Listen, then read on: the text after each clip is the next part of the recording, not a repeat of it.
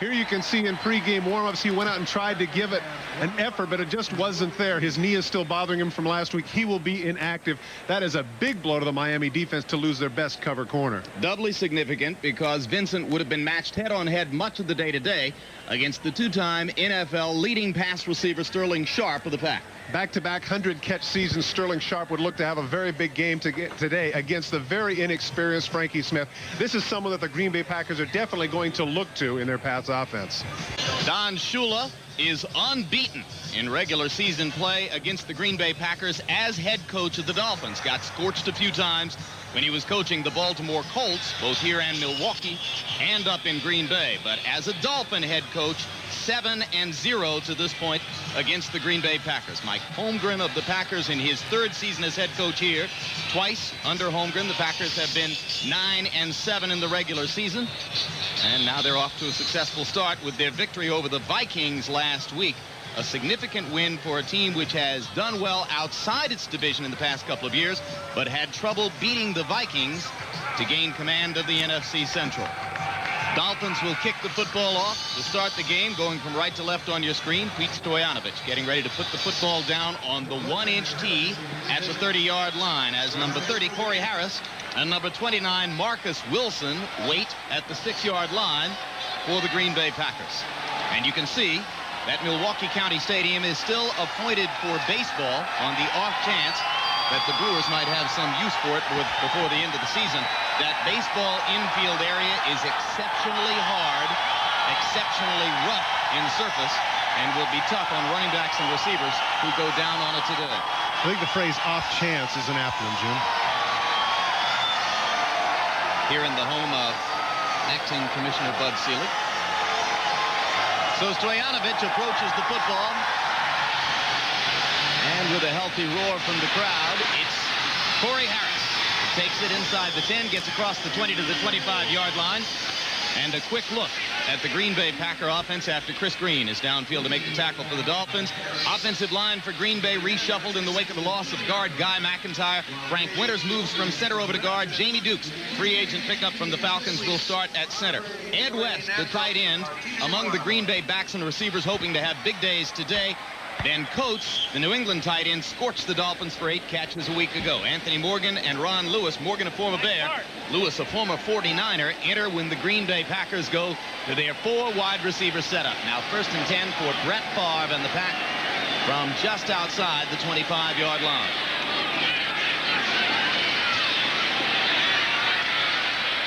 Favre's pass is incomplete over the middle, intended for Ed West. So immediately the Packers wanted to get a look at the coverage of Dolphin strong safety Michael Stewart, who had trouble last week. Miami's front 7 sees Brian Cox moving from outside linebacker to middle linebacker because of injury problems. 2 rookies in there, Bowen and Beavers. Jeff Cross, who missed a start last week, starts today at defensive end. Frankie Smith and J.B. Brown under scrutiny at the corners today in the absence of Troy Vincent in the Miami defensive backfield. When they go to the dime, Sean Hill, a rookie, and Muhammad Oliver, a journeyman who played a couple games for the Pack last year, will come onto the field. 2nd down 10 for Green Bay. Favre throws to the far side. It's caught and then dropped by Robert Brooks, and it's going to be ruled a fumble and a pickup for the Dolphins. J.B. Brown made the hit that forced the football loose for Miami. Jim, they changed their mind. The other official came in and said that he'd bobbled the ball, that he didn't have it. I thought the pass is wrong, incomplete. 3rd down. All right, so a correction on my call, and it becomes an incomplete pass. Coming out, whether or not he has possession, take a look at the catch. Does he have the possession right here? Here's right there that he's caught it and he brings it in. No, that's a catch. That's a catch and a fumble. Should have been a catch. That should have been the Dolphins' ball. 55, Chris Singleton was the man who was there to fall on the football. Does not get credit as the Packers retain the ball at 3rd and 10.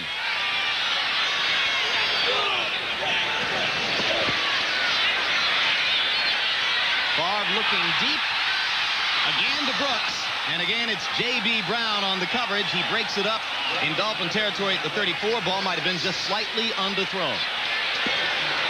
Trying to go the distance. Good job by J.B. Brown here. Here's the top of the screen. He's just going to go for the post, and he turns right with him, runs stride for stride. It looks like he might be beaten there, but he closes at the last and almost gets the interception. Good job by Brown. So on 2 straight plays, Favre goes away from Frankie Smith's side of the field and takes on the Dolphin veteran corner, J.B. Brown, with Robert Brooks. Now it's Craig Hentrick on to punt the football away for Green Bay. Off the side of his foot, Scott Miller watching from his deep safety position for the Dolphins, and it'll be down at the 32-yard line of Green Bay. Corey Harris downfield to down the football for the Packers. And let's take a look at the Miami offense, which gained more than 500 yards last week against the New England Patriots. Credit Hentrick with a 43-yard punt for Green Bay. And the Dolphins will start their first possession with the football outside the 32-yard line. Marino, AFC Offensive Player of the Week, in the wake of last weekend's spectacular performance. They'll have Irving Frye to the bottom of the screen and Mark Ingram to the top. Byers and Kirby are the setbacks behind Marino. The fake is to Kirby. There's the Green Bay pass rush. Football loose and knocked out of bounds at the 17-yard line. Leroy Butler was in there for Green Bay to get a hand on the football before it went out of bounds. And coming in from left defensive end to shake Marino. Well, it's number 93, Gilbert Brown, who got there. Leroy Butler is the one, the strong safety, who's going to come from the top of your screen just completely untouched. They can't account for him, number 36, and Marino never sees him. He hammers the ball right here. Irving Frye is heads up to sprint back, but he can't maintain the fumble that goes out of bounds, retained by the Dolphins. The Green Bay Packers, Jim, have opted to go with their nickel set early on in the game, challenging the Dolphins to run. And coming with a strong safety blitz on the first play from scrimmage, Green Bay defensive coordinator Fritz Shermer had promised some change-ups for the Dolphins, and they get one early. Second down, ultra long. Kirby with the football and some running room across the 20 to the 24-yard line. George Kuntz, number 53, the plugging outside linebacker for the Packers, makes the stop. Miami offensive line. Ron Heller today is the man with the assignment of stopping Reggie White, who had 13 sacks in his first year as a Packer, last year. Tight end Keith Jackson caught a touchdown pass last week. Hopes to reverse a trend of diminishing numbers in recent years. When Miami goes to 4 wide, Mike Williams and Scott Miller will come onto the field. They're missing number 81, O.J. McDuffie, out 4 to 6 weeks with a strained knee. Third down now, 19 yards to go. Ball at the 24. They got to get it to the 43 for a first down. Marino out of the gun. Enormously effective from this formation a week ago, and this pass is complete to Irving Frye on the far side of the field. Frye out of bounds, appears to be a yard short of the first down. Interesting, Jim. We talked a little bit to Dan Marino about whether or not he could establish a rapport with his receivers now that he had with the marks, i.e. Clayton and Duper. Clearly the relationship that he has with Fryer is beginning to approach that. He throws the ball long before he looks. Look at Fryer right there, dragging both feet. Good job by Fryer to keep his feet in downs. And even if they didn't get the first down, Jim, they needed that reception, not only for their confidence, but to reestablish field position. But Fryer, as I mentioned, 1 yard short of the first down, so Jim Arnold, in his first year as Dolphin punter, will come on to kick it away from Miami. Robert Brooks deep to receive for Green Bay. Arnold kicks it directly to Brooks, who takes it at the 12-yard line and gets upfield to about the 19. Packers will begin their second possession from just inside their own 20. Bernie Parmalee downfield to make the stop for the Dolphins. And we'll have an official timeout. 12:52 to go in the first quarter. No score in Milwaukee. We're live in Milwaukee County Stadium. Miami Dolphins and Green Bay Packers 2 minutes 8 seconds into this battle of two teams who opened with victories a week ago. Dolphins winners over the Patriots and the Packers winners over the Vikings last week. We've had an exchange of punts on 2 possessions here. Jim Arnold got off a 45-yarder for the Dolphins after a 43-yarder by Craig Hentrick of Green Bay. And consequently, the Packers now start their second possession from the 18-yard line. Favre threw twice in the first series, incomplete. This time he gets the football to Edgar Bennett, and And Bennett is out of bounds across the 25 to about the 26-yard line. Gain of 8. Michael Stewart on the tackle for the Dolphins. Todd Christensen, your Packer keys to victory. Well, first of all, defensively, one of the things that killed New England last week was big plays. They need to limit Marino's completions, only 2 over 25 yards. Second of all, they need to win the kicking game, get better field position from the Dolphins.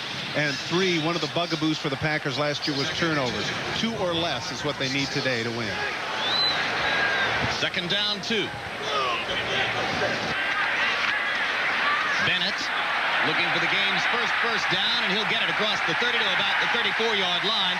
Extra effort for Packer fullback Edgar Bennett. J.B. Brown making the stop for the Dolphins, and the Pack has the first down of the contest. Bennett is one of the more competent fullbacks in the National Football League, and he really has not been accorded his due here in Packerland because of the acquisition of Reggie Cobb as a free agent. He's been getting the lion's share of the attention. But Bennett is not only a competent blocker, but an excellent receiver, as we saw there, a pretty decent runner. Throughout the season, the 3 bells will signal our NBC 10-minute ticker, bringing you scores of all ongoing NFL games every 10 minutes throughout each game we cover. On first down, Favre with 4 wide receivers throws the screen to Bennett, and a big play by number 51, Brian Cox, reacting over from the middle linebacker position, as he said he thought he'd be able to do, Todd. Well, one of the things here is that from his outside linebacker position, he's used to keying on backs. Watch number 51 in the middle of your screen. He sees 34 all the way. He's man-for-man coverage on him, and as a result, that's the worst coverage to be in for a screen pass, because then the linebacker is not watching the flow of the lineman. Instead, he watches the back. Cox all over that one. Dwight Hollier, regular middle linebacker for the Dolphins in the wake of John Offerdahl's retirement just before the start of the season, watching this game from the sidelines in cities. He'll be back from his knee injury next week. Second down, 13 after the loss of 3 on first down. Double tight ends in the game. Reggie Cobb running with the football for the Packers. Green Bay hoping that Cobb will bring the running attack back this year. He's knocked down by Chuck Klingbeil of the Dolphins after a pickup of about 9 yards. Well, in fairness to Reggie Cobb, 2 years ago, of course, with Tampa Bay, not last year, but in '92, he was a 1,000-yard rusher, and everybody thought that he was going to step up and to be one of the elite backs in the National Football League, but it never really happened. Now he comes here, and they've been critical of Cobb, waiting for him to show his wares, but the truth is that in this particular offense, the way Green Bay operates, it'd be very unlikely for Cobb to be a 1,000-yard rusher. Again, what they're looking for is a guy that can get him 4 yards a carry and at least establish a semblance of a ground game. Call it a pickup of 10 for Cobb. It's third down, 3. Favre to Bennett. Room to make a first down in front of him across midfield into Dolphin territory at the 47-yard line. Singleton with the tackle. Green Bay sustains the drive. Standard play that everybody has in the repertoire. It's the standard boot. Misdirection underneath. You see Bennett goes off to the left. They buy on the play fake to Cobb, and that enables him to get open out in the flat, and Singleton making the tackle, but much too late. Edgar Bennett, third-year fullback out of Florida State, picked up some weight and muscle this year, running with authority inside. Sometimes they move him to the tailback position, give him a little bit more chance to run the football.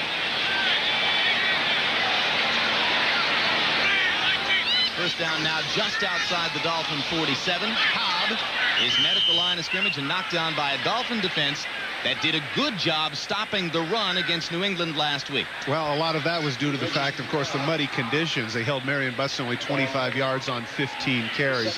But clearly today the issue is going to be in the passing game. If Green Bay can establish a running game, that's going to be just a bonus for them. Brian Cox takes the defensive signal from the sideline, and Dolphin defensive coordinator Tom Olivadotti. Cox already with a couple of early stops from his unfamiliar new position of middle linebacker. On second and long, Favre down the middle. Ball was up for grabs momentarily, but ultimately falls as an incompletion in front of Michael Stewart, the Dolphin strong safety. It was intended for Ed West, the tight end. And look for that matchup today, Jim. Michael Stewart has really struggled in the strong safety position for the Miami Dolphins. After a good career with the Rams, he comes over, and they've been asking him to do some things that aren't his best thing, being too deep zone, covering man for man right there. He did a good job being on top of West in the middle of the field. Look how deep he is, and he makes the approach. Favre throws the ball a little bit late, but that's a good job by Stewart by coming around, avoiding the interference and batting the ball down. 3 wide receivers in for the Pack on third down 10 as Ron Lewis comes on. Sterling Sharp has not yet been a target, working against journeyman corner Frankie Smith. Favre again goes away from Sharp, this time intended for Robert Brooks, and the flag will fall on the play by J.B. Brown.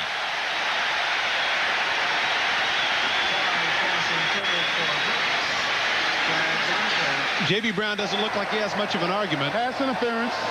37, defense. First down. Deep hook pattern by Robert Brooks. Take a look at the top of your screen. He's just going to come down far enough to get the first down and then turn up. Now watch, he plants. J.B. Brown doesn't buy it, comes in. Where's the left hand? That's the issue. Right there, he did. He collided with him just a split second before. Look at the hesitation at the end. Watch the hesitation at the end of number 37. Watch him kind of look around right there. He knows it. He knows it. Doesn't want to look. Now he looks. Yeah, you got me. So the third Packer first down of the drive. Play fake. Favre deep in the end zone. Overthrows Robert Brooks. Breaking free down the middle was Sterling Sharp, but Favre had already chosen to go to Brooks. Bad timing on that pattern. Brooks was going to go to the outside on a short corner. He actually has him, as you mentioned, Jim. Watch here. He takes it inside. Now he takes it inside again, and the ball is overthrown. If Favre could have waited just a split second longer, he could have thrown it to the post, and they'd have had 6. So it'll be second down 10. Football is just inside the 30 at the 29-yard line. Packers with 2 tight ends in the football game on second and 10.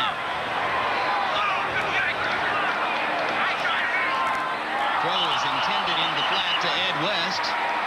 Or check it to the backup tight end Mark Chimura, who had gone in motion. It'll be third down 10. If this is any indication of the day that Favre's going to have, it doesn't look good. His throws up to this point have been very poor. Late to Ed West, he overthrows Brooks, and there, I mean, it's a flat pattern, no big deal, throwing across his body to Chimura, about a 6-yard route, and he overthrows him there. Much is made of the league-leading 24 interceptions by Favre a year ago. They come in bunches.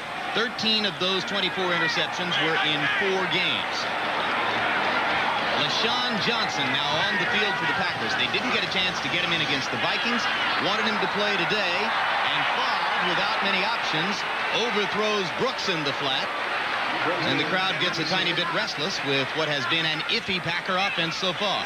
Miami defense plays some games. Watch here as they come up the field. Jeff Cross with a good pass rush, coming right on top of Favre. Favre wanted to avoid the sack, and that was pretty much thrown away.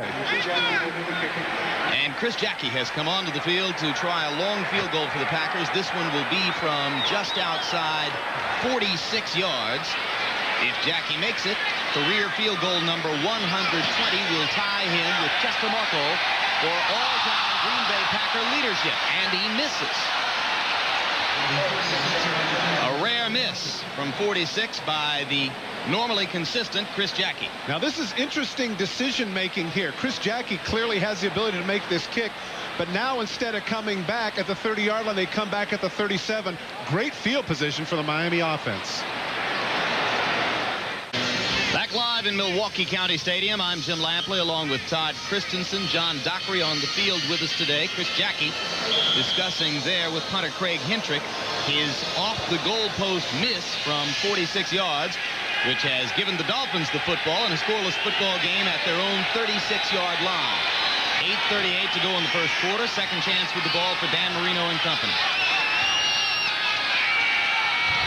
Jackson in motion behind Marino. Flags down as Terry Kirby tries the middle of the Packer line and gets about 3. Kirby, defended by Yurkovich.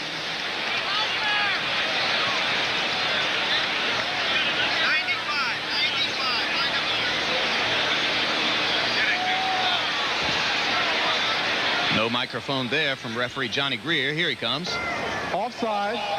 95, defense. Lining up in the neutral zone. Still first down. Packer coach Mike Holmgren looking at all-purpose linebacker Bryce Paup, number 95, called for the neutral zone encroachment. 5-yard mark off. First and 5 now for the Dolphins. Ball at the 42.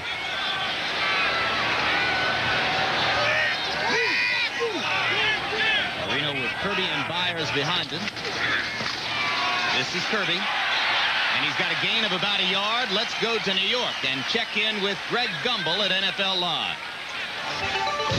All right. right, Jim, at Foxborough, Buffalo, the only team in the end, 14-0. Bills lead the Pats. Jim and Todd, back to you.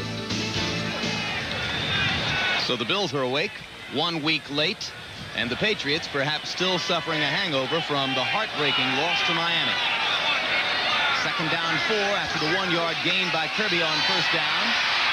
Now the former Virginia Cavalier tries again and finds the Packer defense pretty stiff. Jim, this really shows the frustration of the running game for the Miami Dolphins. They get an offside penalty, 1st and 5. They run the ball twice, and still they come up on third down. Reserve linebacker James Willis on the field to make the stop of Kirby. As you look at the NFL's all-time winningest coach, there's Willis, number 56. Shula talking with an official. James Willis made the game-saving interception against the Vikings a week ago. Third down, call it 3 yards to go.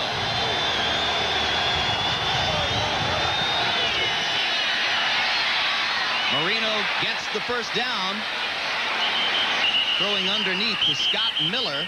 Terrell Buckley on the coverage for Green Bay. Check it, it's Ingram with the ball, and Ingram has first down yardage across the 50-yard line into Green Bay territory. Tough if you're the cover man here. Buckley actually does a pretty good job. He turns around and the ball's right there. Buckley does a nice job of getting back to Ingram, but it's just too late. That's what happens when you have that laser-like ability to get the ball off quickly that Marino does. Ingram had a long touchdown catch a week ago. Marino likes to use him over the middle. He's a big, physical wide receiver. 8th-year player from Michigan State, one-time #1 draft choice of the Giants. Marino on first down, almost gets the offside call again. Kirby. Not much room there.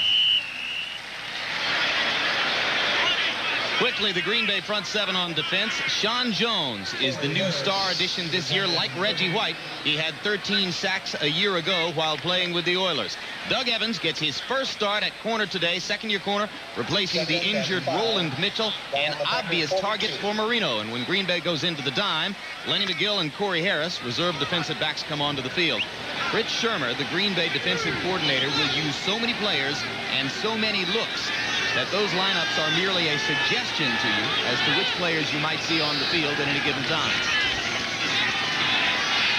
On second down, Marino's pass over the middle is in and out of the hands of the normally reliable Keith Byers.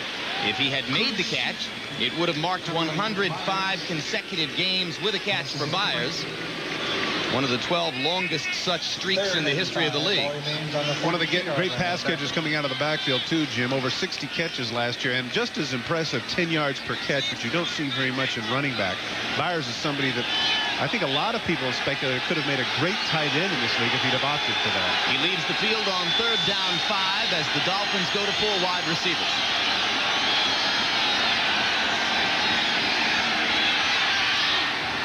Ingram reaches behind. What a move. To make the catch, gets the first down, and inside the 35 to the 34-yard line.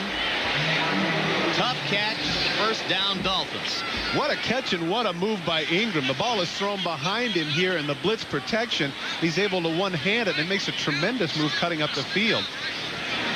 Marino sees he's under pressure with the blitz. He goes right out. Look at the one hand. Then he steps back and spins away. Now, here at the end, he decides to do the quarterback slide, which I don't understand, but no one touched him, and he thought he could get up. What a tremendous play by Ingram, anticipating the initial hit. Second first down of the drive for the Dolphins. Marino and company now at the Packer 34. Looking deep. It's Ingram alone and slightly overthrown to the outside. Doug Evans was the cornerback who was beaten on the play by Mark Ingram. And Marino's frustrated because he had exactly what he wanted. Man-for-man coverage with the young corner, a little out-and-up move, and he had him fooled. If Marino could have held him for just a half-second longer to throw that ball, he knows that he had a touchdown. Marino 3 of 5 now for 35 yards. Brett Favre for the Packers has gotten off to a 3 for 10 start for only 17 yards. So Favre not yet having a hot day. Marino not yet approaching the kind of horrid pace he achieved last week against New England. Second down 10. Byers in motion. And Marino throws back to Jackson behind Byers. And Jackson is hauled down after a gain of about 5 by James Willis. It'll be 3rd down for Miami. One thing that Dan Marino does very well, Jim, which might be a very subtle thing, if you notice that he spreads the ball around. Now, people would say to themselves, oh, that's because of balance. You want to keep people off balance. I think in a lot of cases, the reason he spreads the ball around is to keep everybody interested. If you continue to throw 1 or 2 guys, the other people who are running the routes can become disinterested and lose focus on the football field, and that's when drop passes occur. Already we've had catches by Miller, by Ingram. One ball was thrown to Byers, a ball thrown to Kirby, and now to Jackson. Everybody is integrated into the offense. 4 wide receivers on 3rd down, 6 for Miami. Need to get the football to the 24 for a 1st down. And the crowd roars its approval as Marino uses a timeout. So 3 minutes 44 seconds remaining in the 1st quarter. Dolphins trying to make good on a scoring threat in Green Bay territory. Marino will talk it over, and we'll be back. That could have been a touchdown is right here. You can see Ingram at the bottom is going to make the out move. Evans is going to buy into it down here, but take a look at Marino at the end of the play as to when he throws it. He's going to throw it before he makes the move. If he'd have waited just a split second longer, he could have timed it out better, and it would have been 6 for the Dolphins.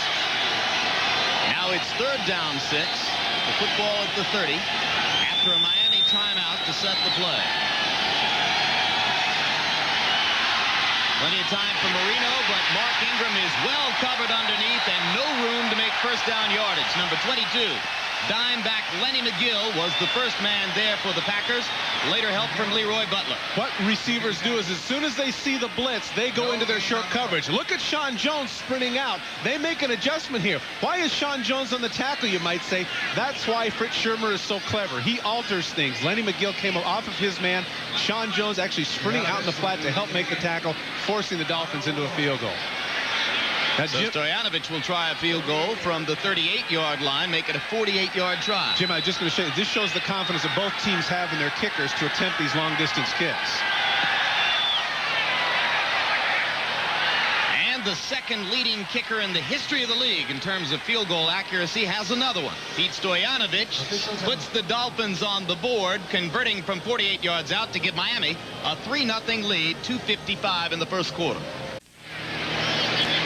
So we came to the NFL game in Milwaukee County Stadium to see if a baseball game might break out. Bud Selig, owner of the Milwaukee Brewers, acting commissioner of Major League Baseball, here to enjoy the Packers along with the rest of the Milwaukee public in the absence of his Brewers and Major League Baseball. Stoyanovich kicks off after the 48-yard field goal, which has given the Dolphins a 3-0 lead. Corey Harris from the 5-yard line. Plenty of room across the 40, and Stoyanovich makes the stop at the 48-yard line. 43-yard return for Harris. Big stop by Stoyanovich. Big stop, and he paid for it, Jim. Goodness sake, at the end of that, he got absolutely hammered. Naturally, you don't want your kicker making the tackle, but that's exactly what has to happen here. Look at the wedge up front, create a seam. Oh, what a shot there. Now look at the seam at the end. He doesn't make any moves. He just decides he's going to run over the kicker. That's what he does. Runs over him, steps on him. Number 10's not used to that. Good return by Harris. You know why it worked so well? A penalty? It was illegal. That's right. Flag down in the middle of the field. Illegal block. Number 39 doing the return. 1st down. Veteran Mike Pryor, picked up as a free agent from the Indianapolis Colts, is the man who made the illegal block in the middle of the field. And what would have been an outstanding piece of field position for the Green Bay Packers out at the 48-yard line becomes instead a small piece of detention at the 11. Mike Holmgren begins to make different plans for his offense. Clearly, that ended up, Jim, that wasn't a 10-yard. That was a 40-yard penalty. There's Stoyanovich bragging about his tackling skills. Not much, is it? You know what that guy's telling him right now? Okay, how many fingers? Who's the president? Where am I? Who's the coach? You're in Milwaukee. What day is it? I'm in a baseball stadium. Packers on 1st down now from their 11-yard line. Favre to Edgar Bennett. And the dependable Packer fullback is out to the 20 for a 9-yard gain. Frankie Smith makes the stop. We go to New York to check in with Greg Gumbel. Dolphins lead the Steelers. Let's go back to Milwaukee. Testaverde 4 of 6 for 59 yards so far in that game. Brett Favre just picked up his 4th completion of the game in 11 attempts here for the Packers. 9-yard gain. 2nd down 1 at the Packer 20-yard line. And Sterling Sharp, first catch of the game, gets a Packer first down out to about the 27. Muhammad Oliver is there on the coverage for Miami along with Michael Stewart. Got to get him the ball early and got to keep him interested. That's what they used to tell Jim Plunkett with Cliff Branch, and the same thing here with the thoroughbred Sterling Sharp. Got to get him the ball. They get him in a situation that's relatively safe, and look at the power that he has. Jim, of course, everybody's probably seen that Nike commercial where Dennis Hopper comes up and refers to him as a train, a choo-choo. The man he's carrying there, Michael Stewart, 5'10", 215 pounds, 450-pound bench press kind of guy. That shows the power of Sterling Sharp. They mark it at the 28. Packer first down there. Favre with a play fake down the middle of the field to Robert Brooks, and this time he's got him in front of J.B. Brown out to the 49-yard line. Mentioned earlier how Favre was struggling with his accuracy. Not here. Here's the deep in route by Robert Brooks, the double in move that kind of weaves J.B. Brown. You can't see the linebackers there at the last minute. You see them come up along with Adkins. That was a nice throw in between three defenders by Favre. 21-yard gain, Favre to Brooks, and suddenly number 4 begins to heat up for the Pack. 3 straight completions on this drive have moved the Packers from their 11 to their 48.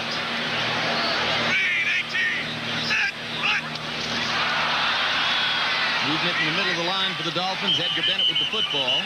Stopped perhaps after the gain of a yard. First quarter coming to a close. Marco Coleman on the tackle for Miami. No flag. But the man that made the play there was Tim Bowens, the rookie first-round pick that a lot of people questioned as to whether or not he was a good decision. But number 95 gets a big push up the field, trips Bennett up there at the line of scrimmage. Everybody in the Miami camp feels that this is going to be a great one. And the Packers will allow the quarter to run down. So we're going to finish one period with Miami on top of Green Bay 3-0 on the strength of Pete Stoyanovic's 48-yard field goal. Packers now moving with the football as we get ready for period number 2. Jim Lampley and Todd Christensen with you from Milwaukee, where Miami leads Green Bay 3-0 after 1. Let's go down to John Dockery on the field. Doc? Thanks, Jim. And, both you and Todd talked about the fine cornerback from the Dolphins being out, Troy Vincent. I talked to him before the game. His knee is sore. He expects to be back in the near future. But he was talking about Sterling Sharp, and that obviously that matchup didn't happen. But he was also saying he studied film all week long and thinks of him in terms of the 4 horsemen, the best receivers in the game, Rice, Irvin, and Risen, and Sharp is the 4th one. He misses playing against them. Back to you. Second down, 9 yards to go for the Packers with the ball very close to midfield. Favre over the middle. Throws behind number 83, Jeff Wilner, but Wilner twists his body and makes the catch anyway. What a story. First professional football player ever to emerge from Wesleyan College in Middletown, Connecticut, against all odds, Todd. I was about to say, I don't know that that's really what you call a football factor. Wesley, boy, that is quite an accomplishment. And Jim, that ball was thrown behind him. That was a terrific catch. Body going one way, and he has to come back the other to make the catch. Nice job. And a good story, too. Rookie free agent Jeff Wilner. Third down, 3 yards to go now for a Green Bay first down. Favre still throwing. This time has no receiver open and will ultimately be dumped. It's number 91, Jeff Cross, who finally knocks him down for the sack. Bowens was in there, too. Well, they really needed Jeff Cross. Last week against New England, one of the reasons that they gave up 400-plus yards is they never did get anything going with regards to a pass rush on Drew Bledsoe. There you can see he fights through a double team. You're right. Bowens, along with Coleman, helped make the play, but Cross is the one that gets the sack. Double-digit figures last year for the first time in 3 years for Cross. Craig Hendrick keeps the kick it away for Green Bay, and Hendrick's second punt of the game is fair caught inside the 15-yard line by Scott Miller, who replaces O.J. McDuffie as the Dolphin punt returner. 13:43 to go in the second quarter. Dolphins will have the football deep in their territory, leading 3-0 when we come back. Keys to victory here for the Dolphins. First of all, hold Sterling Sharp to under 100 receiving yards. He can catch all the balls he wants as long as they're the underneath variety. Rushing, they need to get 100 yards or more as a team to get the pass rush off of Dan Marino. And the third thing, pressuring Favre into mistakes. And as you noticed last series, they got a big sack. That's something the Dolphins have to continue to do. Yeah, they're doing pretty well on items 1 and 3. Sometimes it looks as though it will be years before they have another 100-yard rushing game.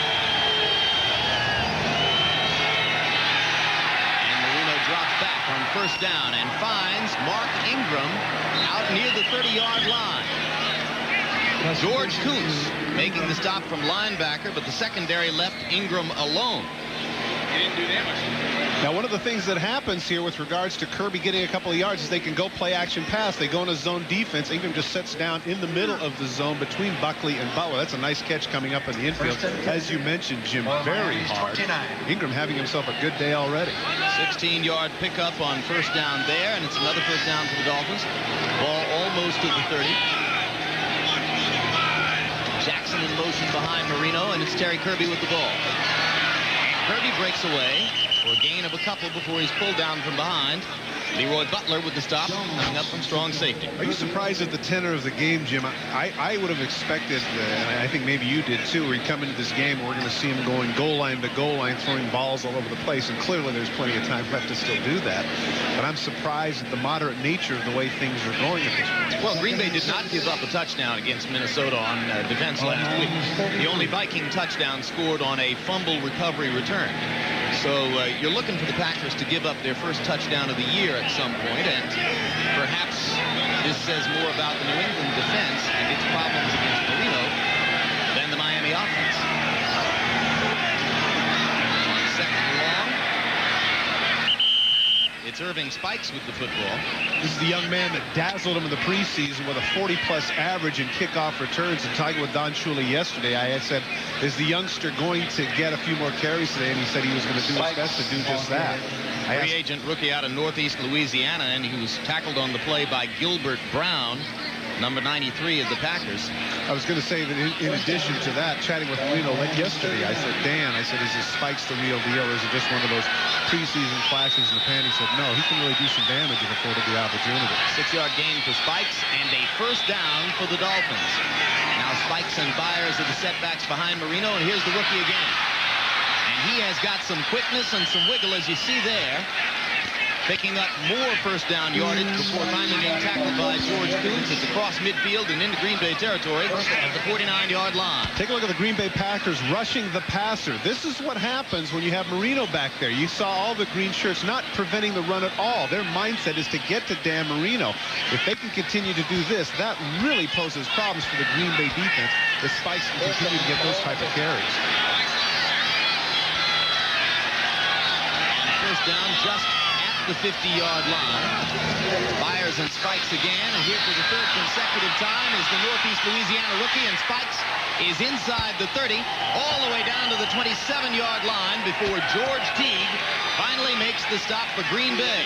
A 23-yard pickup for Irving Spikes. Jim, it's not a coincidence that the best runners in the National Football League now are all under 6 feet tall. Take a look at Spikes now. It's not that big of a hole, but he's able to maneuver his way through as they opted to go with the blitz, and Teague and Butler have to pull him downfield. At 5'8", 215 pounds, it's almost as if that's the ideal physique now for the type of runner that's successful in the National Football League. You saw the 3 consecutive carries totaling 41 yards, moving the chains 3 times. And now Kirby and Byers are back on the field behind Marino, and for the second time in this half, Marino is confused enough by Fritz Shermer's defensive alignment to decide he wants a timeout rather than to run the play. So with 10 minutes, 3 seconds to go before halftime, Miami has burned its second timeout. Marino will talk. We'll be back. We bring it back live to Milwaukee's County Stadium, where the Dolphins lead 3-0 over Green Bay nearly 5 minutes into the second quarter. Irving Spikes, having just gained 41 yards on 3 consecutive carries for Miami. The free agent rookie goes to the bench now as the Dolphins move on 1st and 10 at the 27-yard line. Spikes comes back into the game, and this time is hit for a loss. It was Sean Jones, number 96, coming across the line of scrimmage. What I didn't understand about that is that they were going very well with the straight dive plays and going off tackle. Instead, this time they go with a misdirection against Sean Jones, an 11-year veteran in the National Football League, and clearly he wasn't fooled.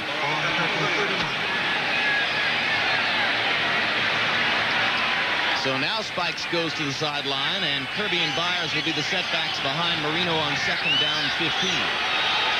Ingram goes to the top of the screen. So does Byers.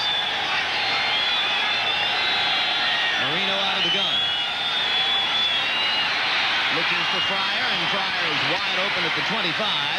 Kuntz and Corey Harris are there to stop him after a gain of about 7 or 8 yards.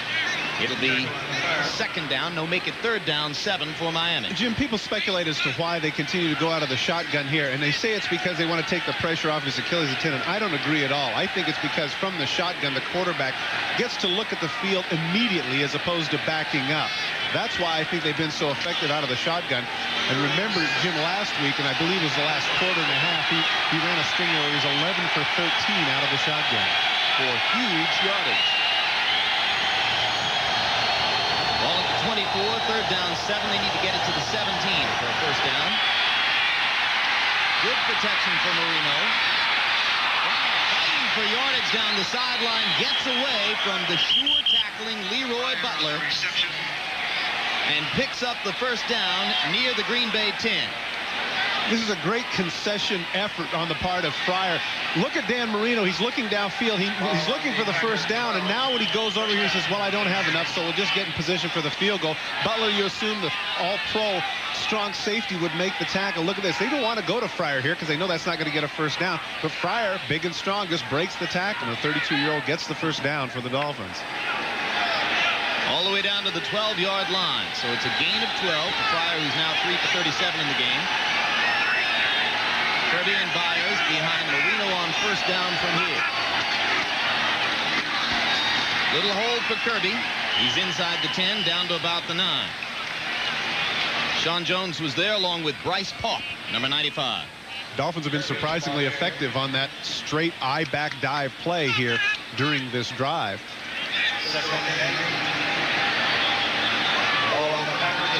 Yeah, and just when I said it might be years before they gain 100 yards rushing again, Spikes looked for a moment as though he would do it in this drive. Really, the rookie running back rejuvenated the Miami running game for the moment. Second down, 8, ball at the 10.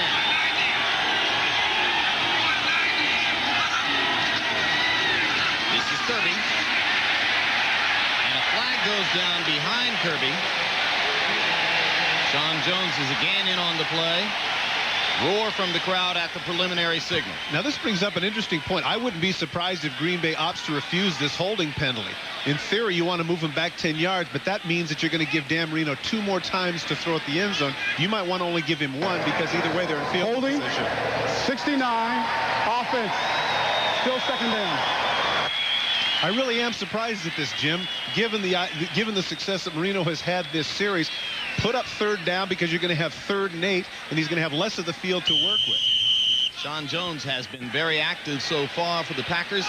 Sims picked up the holding call, working against the former Raider, former Oiler, veteran free agent pickup. Make it second down, 18 now. Ball at the 20-yard line. Dolphins need to get it all the way down to the 2 for a first down.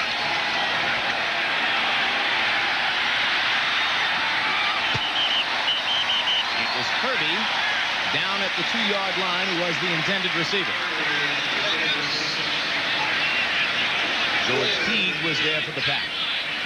Interesting, Fritz Shermer, as we mentioned, coming in with a number of defensive sets, but clearly nothing has fooled Dan Marino. Good protection. Just can't quite get the ball there, thrown a little bit low to Kirby. Don't forget, that's another great receiver, Terry Kirby. 75 catches out of the backfield last year to lead all running backs in the National Football League. Third down, 18 now with the ball at the 20. 11th play of the drive, spearheaded by Spikes' running. Plenty of time for Marino. He's got Kirby down the middle. And Kirby goes into the end zone, though officials are going to rule that he was down at about the 3, perhaps a yard short of the first down. James Willis was there on the coverage for Green Bay and got just enough contact with Kirby for the officials to rule it a legal tackle. Once again, the big problem here is Green Bay's inability to put on a rush. They really felt like with the addition of Sean Jones along with Reggie White that they could rush 4 people and get away with it, but that hasn't been the case. Now, the Dolphins feel so confident in their running game that they're going to go for it here instead of kick the field goal on 4th and 1. 4th and a singleton for the Dolphins. Beatty, the second tight end, comes on, so the Dolphins will go with 2 tight. Kirby and Byers are the running backs behind Dan Marino.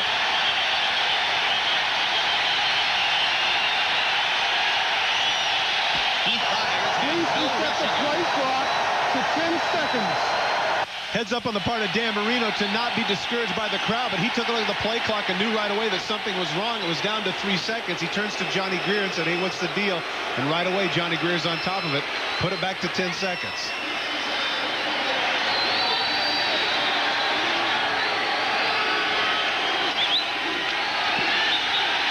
Football is at the 3. They need a yard for the first down. Good look at Reggie White, getting ready to go to work against Ron Helen.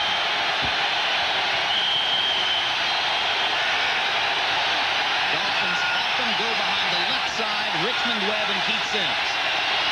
Great call. They fake it. Great call. Touchdown to Jackson. Great call.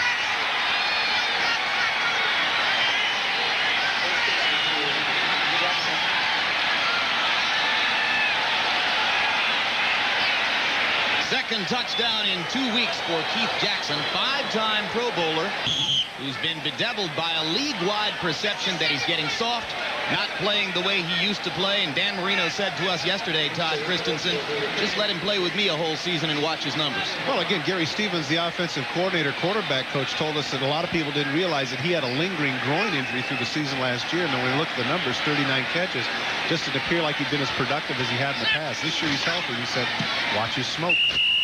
Stoyanovich out of Jim Arnold's hold, kicks it through. Packers have given up a touchdown to an opposing offense for the first time this season.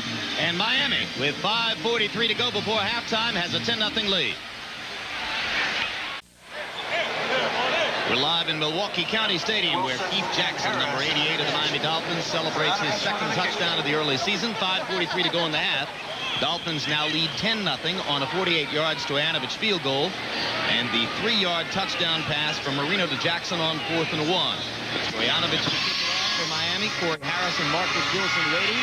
This is Wilson across the 20 and near the 30-yard line. We'll get it out to about the 31-yard line before Sean Hill makes the stop. Take a look at the subtle move right here that Keith Jackson is going to make just a little bit to the outside to make Fred Strickland buy into it. Then he cuts back to the inside on the corner.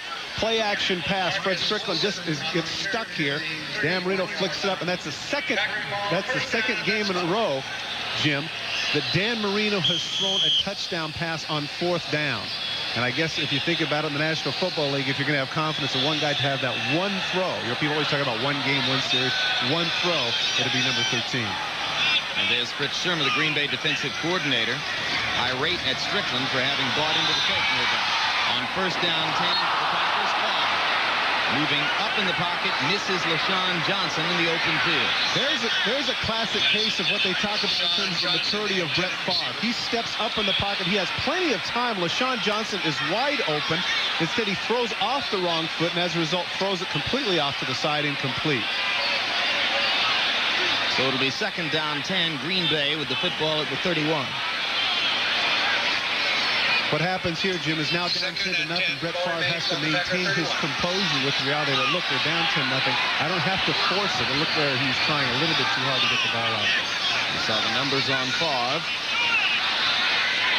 And finally, LaShawn Johnson gets his first touch as a Packer in the regular season and goes by tacklers as they expected him to do. Chris Green makes the tackle for the Dolphins to save a possible touchdown. And Johnson gets the roar from the Milwaukee crowd on his first offensive touch, 32 yards. A coming out party for young running backs today. First Irving Spikes for the Dolphins, and now LaShawn Johnson for the Packers. Look at that open field speed. They do an outstanding job of setting up the screen. But look at the wheels of number 42, LaShawn Johnson. Last year led the NCAA in rushing with a little less than 2,000 yards. Mike Holmgren said that this guy was a steal as a third-round pick.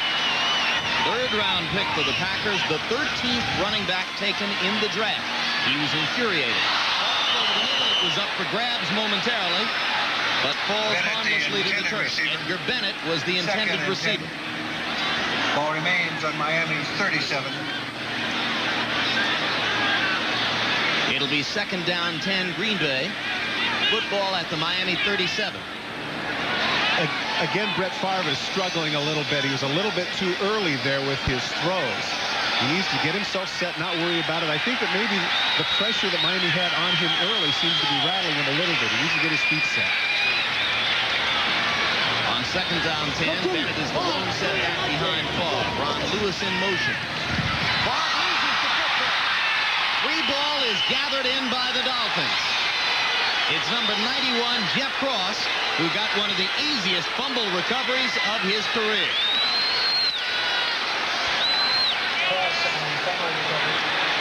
Have to ask yourself the question, what's the deal here? Favre sets back. There's no reason for it. The ball just slips out of his hands. Later, you could see that he was trying to beef with Johnny Greer about the fact that it was an incomplete pass, but clearly there his arm was not going forward. As you mentioned, Jim, easy recovery for Cross. The turnover-prone Brett Favre, plagued a year ago not only by his 24 interceptions, but by numerous fumbles. And don't forget, last week, Jim, he had a similar situation that created the only touchdown for the Minnesota Vikings. Coaching staff was at great pains to say that one wasn't his fault. First down now for the Dolphins at their own 47. Marino wants to strike right away. Ultimately chooses to throw underneath to Ingram. Ingram loses the football out of bounds, but it will be a completion and a first down for the Dolphins at the Green Bay 40-yard line. Terrell Buckley on the coverage there for the Pack. One of the issues here right now is that they just are not getting any kind of pass rush on Dan Marino. He wanted to go deep to Fryer, but he had plenty of time to look off Fryer and go to Ingram underneath for the first down. The Packers have to consider doing what they did earlier in the game. They're going to have to come with some blitzes with Butler and some of the outside backers because the front four right now clearly is not generating any kind of pass rush. Marino 11 of 14 for 110 yards against Fritz Shurmur's defense. This is Spikes, and Spikes, who seems to hit the hole more quickly than other Dolphin backs, is knocked down by George Koontz after a gain of about 7. The left side of the offensive line, Sims and Webb are really creating some gaps. And again, look at the small body. Look at the pin block there by Dellenbach, rather, opening the hole for Spikes. Outstanding job by the offensive line of the Miami Dolphins. Call it a gain of 8, make it second down 2. Football just outside the 32-yard line.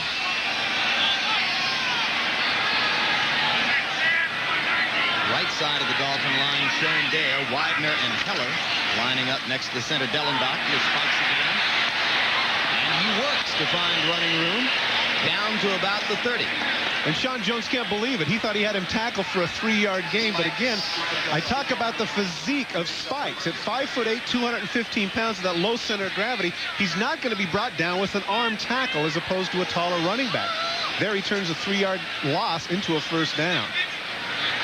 Now you can see what Dan Marino liked about him, Jim. Another big play for Spikes. Because of his emergence, veteran running back Mark Higgs is inactive for the second game in a row. Higgs is quite upset about it, and Shula worries about the effect on other Dolphin veterans, but Spikes is not to be denied. And for the third time in the half, Fritz Shurmur's defensive alignment succeeds in befuddling Marino to the extent that Dan calls a timeout. So now the Dolphins have none remaining. 2 minutes, 35 seconds to go before halftime. Miami with a 10-0 lead and trying to build on it in Milwaukee. Ditka, Gibbs, Gumbel, et al. NFL Live next Sunday. We'll be going to New York for halftime very shortly. First down 10 for the Dolphins now. 2:35 to go before the half. Marino gives to Spikes. And Irving Spikes rapidly becoming the centerpiece of the Dolphin running game. Is all the way down to the 15-yard line before George Teague finally knocks him down. And he's able to use the umpire. Take a look at the umpire who's going to get in the way of George Koontz avoiding the tackle. This play is designed to go to the left. Spikes does a good job cutting back against the grain. Look at the umpire getting in the way of Koontz. He uses him as a screen to get some extra yardage. Spikes turning it on today. Undrafted out of Northeast Louisiana. Coincidentally, the Dolphins' number 3 and emergency quarterback, Doug Peterson, is from the same school. Some suspected maybe he had influenced Dolphin personnel people to want to pick Spikes up. He said, no, I knew about him, but they knew about him too and had already made up their minds. 2-minute warning. We'll be back. 2 minutes to go before halftime. Sterling Sharp pinned to the pine for the moment as the Dolphins once again control the football, trying to stretch a 10-0 lead. Rushing so far in this game, the Dolphins 13 times for 82 yards, Brett Favre has handed off 4 times for the Packers for only 19 yards on the ground. And that is part of the story of how the Dolphins have carved out this 10-0 lead and an opportunity to build upon it. It'll be first down 10 for Miami. Football is just inside the 15-yard line after Irving Spikes' latest big exploit. You see the numbers on Marino, maybe more significant at this moment. The numbers for number 40, Irving Spikes, the rookie running back, 7 carries for 62 yards. I agree. I think that's the big thing. And, of course, the issue now is that as long as he continues to run, what does that do to play-action passes at Dan Marino? It can only help it. Spikes and Byers, split backs now behind Marino on first down. Fire to the bottom of the screen. Here's Spikes again. And again, running room inside the 10, down near the 5-yard line. Teague again making the saving tackle for the Packers, but they cannot find number 40. Take a look at the physique of number 40 and what he is doing. It's not a matter of simply the fact that he's quick and he's getting holes, but the first man never stops him. He cuts through people. Now look, George Teague has him there, has him tackled on the 7 or 8. Takes 2 more people to bring him down, and he almost gets the first down anyway. If you're the incumbent tailback for the Dolphins, Terry Kirby, watching this from the sideline, you may be thinking, my life has changed here. Spikes got 9.5 yards. It's second and less than a yard for a first down. Marino throwing in the flat to Jackson. And Bryce Paup out there on the coverage from his linebacker position. A little bit behind him. Actually, a pretty good call by the Miami Dolphins. Everybody assuming they're just going to have him jump over the top and get the first down. He throws it behind Keith Jackson. He has it out front. Jackson has a chance to catch it and cut up the field, but he didn't there. Mentioning the thing about Irving Spikes, as you pointed out, not only Terry Kirby, but Mark Higsden might be able to get his wish, and that is to move on. Third down now, half a yard to go for the first down. Spikes. And Spikes trying to wedge his way between blockers across the 5-yard line, hoping to move the chains again. Well, based on where the side judge came in, that is not a first down, and my guess is because they were so successful last time with play-action pass that Shula would say, we're going to go for it again, but this time instead of go with the play-action pass run. One thing Irving Spikes must remember, and I've been accentuating the idea of his physique, is at 5'8", his vertical jump, he's not the kind of back that's going to jump over the top. This might be a good situation to get Kirby in. Spikes looked like the 12th guy trying to crowd into a phone booth already packed with 11 people. And now the Dolphins have another 4th down decision, and Spikes leaves the game, and Kirby comes on behind Byers. Kirby who gets the football, and he dives forward clearly for first down yardage, as Keith Jackson so demonstratively points out for you. Well, it's a simple matter of mathematics there. You wanted to jump with somebody 5'8" or somebody who's 6'1", and the Dolphins made the right decision. Clock running now, and Marino stops it. Remember that the Dolphins have no timeouts. So there'll be 30 seconds remaining on the clock as Dan Marino looks at second down goal from the 3-yard line. That's why Fritz Sherman might be wise here, Jim, to go with his nickel package, because he doesn't have any timeouts left. The idea of a running play here might just eat up too much of the clock. But because of the fact they've been so effective running, I don't mean to make a redundant point, but the play-action passing has been so effective now for Miami because of the efforts of Spikes. On second down, Marino to Byers, touchdown.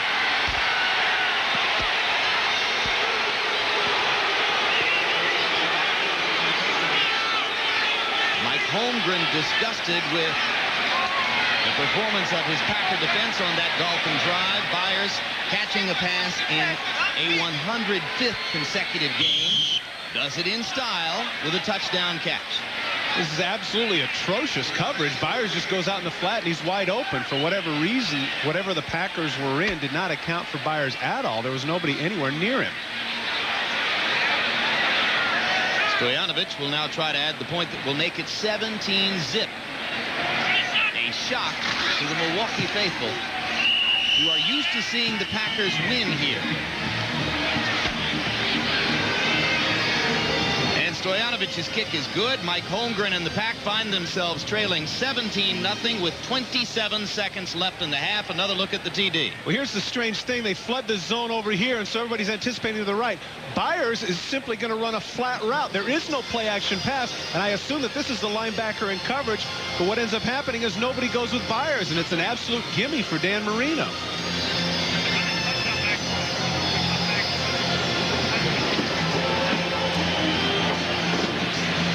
Dan Marino now, Jim, with 7 touchdown passes in 3 halves of work here in 1994. The temperature is about 80 degrees here today, Todd, and because of Spikes' work on the ground, the Dolphins have been able to control the football throughout most of the second quarter. Do you think Mike Holmgren's defense is feeling the effects of the heat? Well, I think that's part of it, and I also think that part of it, too, is because of Spike's effectiveness. Now the defensive line doesn't know what to do. I think they came into the game thinking they're going to pin their ears back and rush the passer. Now they're not so sure. So this is the value of the sudden discovery of a running game for Miami in the person of free agent rookie Irving Spikes out of northeastern Louisiana. 10 plays, 64 yards, 4 minutes 5 seconds, paying off in the Byers 4-yard touchdown reception. Marino now with 2 short touchdown passes, 1 to Jackson on 4th down, 1 to Keith Byers, and a 48-yard Stoyanovich field goal makes it 17-0 Miami. You see Ty Detmer there chatting with Brett Favre as Favre waits for the Packers to get the football back. Corey Harris and Marcus Wilson are waiting deep for Stoyanovich's kick.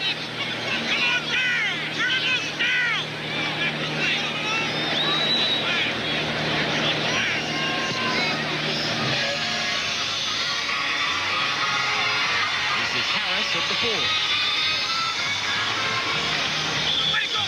We'll get it back to about the 28-yard line. Brant Boyer, reserve middle linebacker, downfield on the stop for the Dolphins.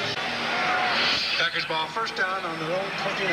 Numbers on Favre as the Packers approach first down at the 29-yard line.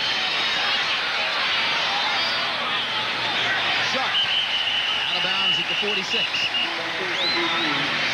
Make it a 16-yard gain and a first down for Green Bay. And you wonder why he has not looked at Sharp more frequently in the half. Well, I think there's a lot of factors for that, Jim. First of all, Green Bay's offense has hardly been on the field at all, so he hasn't had that opportunity. And second of all, I think that the Dolphins are generating a pass rush that really Green Bay hadn't anticipated.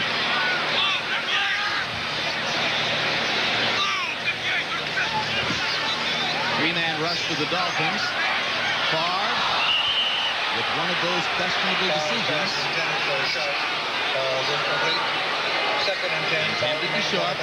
Incomplete. Well, now he really here, Jim, because of the fact that they have all their timeouts left in 12 seconds, they do have some time to get down there. He could throw down the middle of the field, call a timeout quickly, and still get in field goal position. So there's no need for But you want to do it off a called play, not a busted play like that. You're right. You're right. And once again, throwing off the wrong foot, trying to make something happen.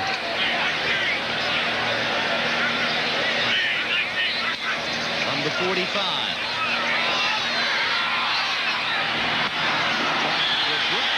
Coverage by J.B. Brown. Fans wanted an interference call and didn't get it. Favre waited a little bit long to deliver that. Again, I don't understand. He had Ron Lewis running the in the middle of the field. And he's wide open for a first down and getting into field goal position. Instead, he goes to the sidelines, which at the end of the half is always very predictable, and J.B. Brown is right there. And every time he works to Brooks, at least so far in the first half, every time he's thrown to Brooks, he's throwing against the best cover guy on the field for Miami, J.B. Brown. Yet Brooks has been the favorite target. Last play of the half. Hail Mary attempt is batted down by the Dolphins. Flags down.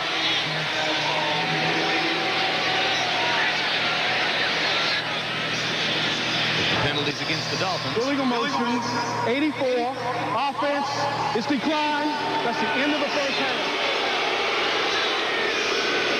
Dan Marino walks off the field at halftime with a 17-0 lead on the road against the Packers.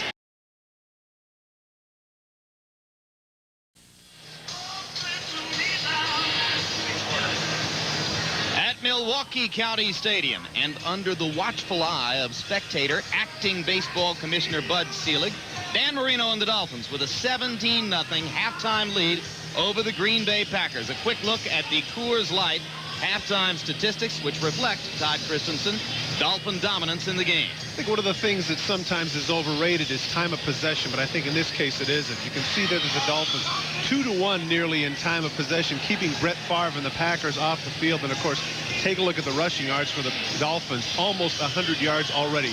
That's a big surprise.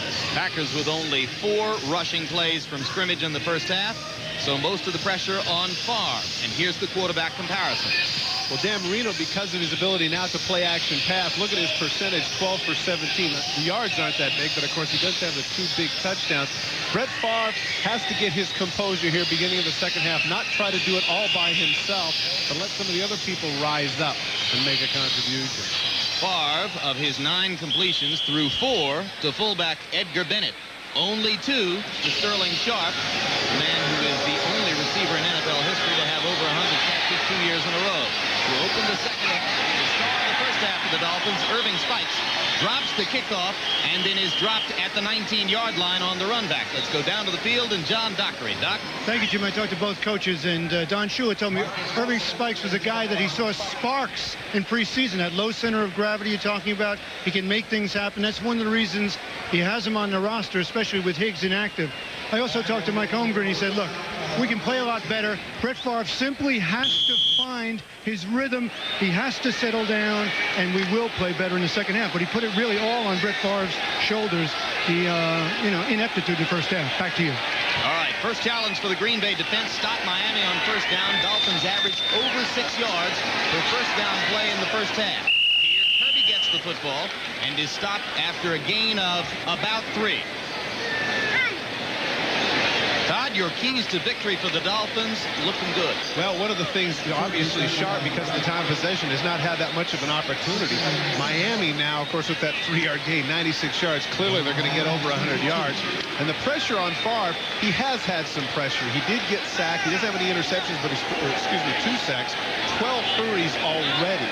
The defensive line for Miami Dolphins doing an outstanding job thus far this season. Second down 7 after the 3-yard gain by Spikes on first down. Marino gives to Kirby. And there are flags down as Kirby gets out to about the 25-yard line. You saw Steve McMichael point the other direction. Keith Sims is the one that turned him around with his hands, and that's going to come back.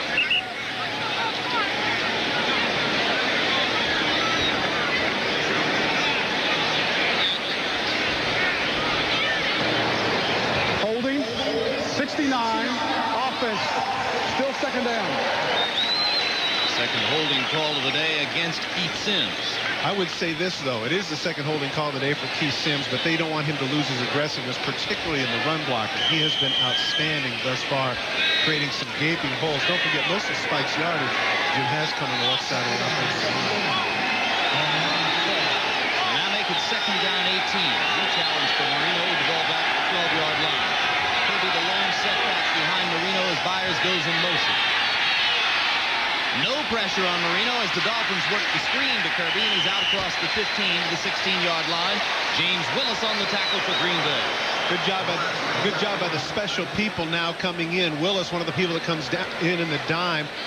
They didn't set that up terribly well. As soon as they go for the cut, Sean Jones, look at that, knows right away that it's a screen, and even though he's not quick enough to get to Kirby, the outside backer Willis is. Now Marino will face 3rd and 12, 17, and must get the football out to the 29, almost to the 30, to pick up the first down. 4 wide receivers on the field for Miami. Marino will operate out of the gun.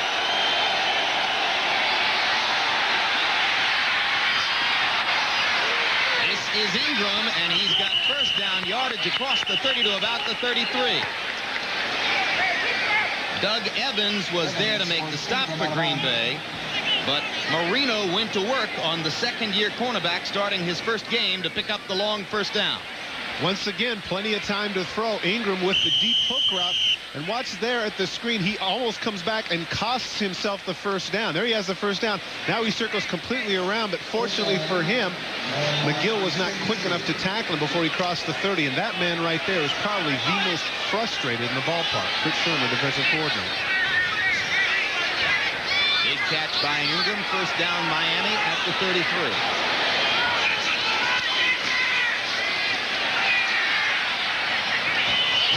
This time Marino's pass is incomplete as Ingram couldn't seem to find the right spot on the sideline. Evans again on the cover. Dan Marino, you saw right there. Most of the time you can see him screaming and very emotional, but he walked all the way out to Ingram, pointed to his chest and said, "That was my fault. I didn't get you the ball." Interesting, Mark Ingram was one of the people that they were talking about would be the first that they would discard if indeed they did have the opportunity to sign Deion Sanders. I think he's making a statement for himself today that, hey, I'm a pretty valuable player. Don't forget about me. Dolphin offer to Deion Sanders still stands. General Manager Eddie Jones waiting for an answer, but one South Florida paper, the Sun Sentinel, reporting that Sanders has made up his mind to sign with the 49ers. On second down 10, Byers with the football, and Keith Byers, who had not a yard running with the football last week against New England, has close to first down yardage on this carry. Pickup of 11, it'll be a Dolphin first down. Well, once again, you can see they have their mindset to the pass rush, and the draw play is just what the doctor ordered. They run right past Byers, and that's what enables him to have the yardage that he does. Not so much the fact that they're making great blocks, but the Green Bay guys' idea here was to rush Dan Marino, and the more they get up the field, the more chasms they create there between the tackles. Leroy Butler finally making the stop for Green Bay on that play. Irving Spikes now back in the game at running back for Miami. Busted play. Marino winds up with the football in his hands, and Steve McMichael has a tackle. And there you saw Spikes' inexperience haunting the Dolphins. Yeah, you'd have to say in that situation, if you're guessing who went the wrong way, was it the rookie or the all-pro quarterback? There you can see him smiling, and he said, "Oh, well, I'm sorry about that."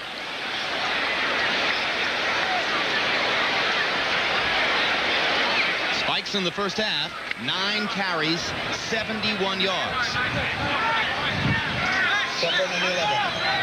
Packers were worried about his kickoff returns. He burned them in the preseason. On second and long, it's Byers again with the football, and this time he attracts a gang of Green Bay tacklers led by McMichael, number 90, oldest starting defensive player in the National Football League. This is one of the true free spirits in the National Football League. 36 years of age, a victim of the salary cap by the Chicago Bears. They let him go. What a terrific guy. And here was his response, Jim, when they asked him, "Why is it you didn't retire? Why did you come back and play football?" He says, "Hey, man, let's face it. That CEO job at Archie Nabisco just ain't opening up for me, baby." How many times do you get guys that want to be that candid? Hey, I play football. That's what I do. Third down 10. Marino throws. Kirby has running room inside the 40. Past the 30 to the 28-yard line.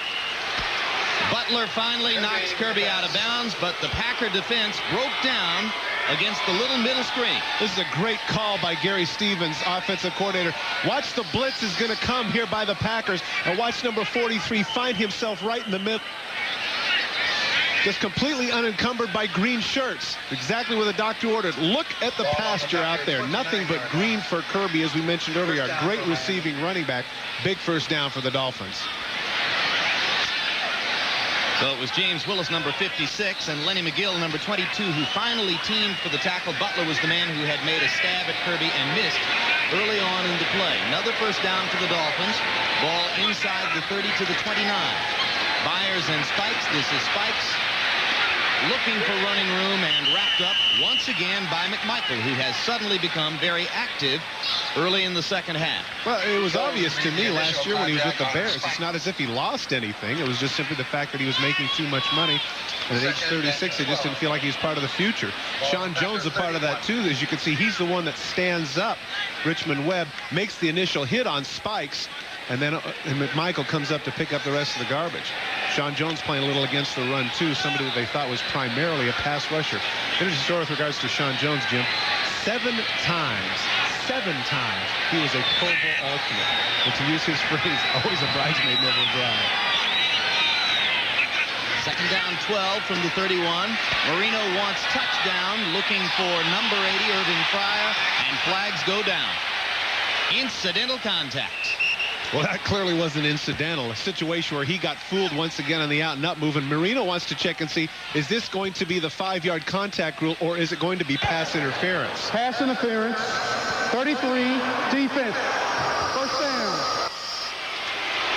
That's Evans, the youngster, and Marino said that he was going to pick on him. Twice now they've tried that move. Here comes Fryer again with a little hook move. Cuts to the outside, and he chucks him clearly there, well beyond 5 yards.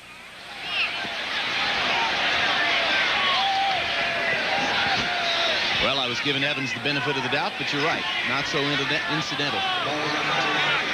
So move the football to the Packer 15 and make it first down for the Dolphins after the big break against rookie corner Doug Evans.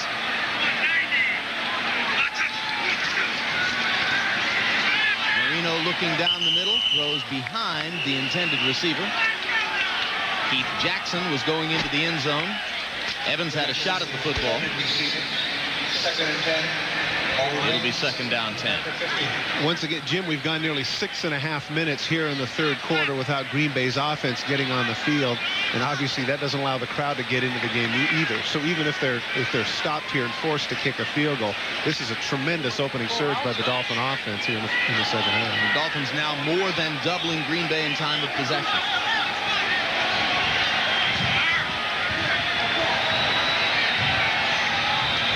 Second and 10.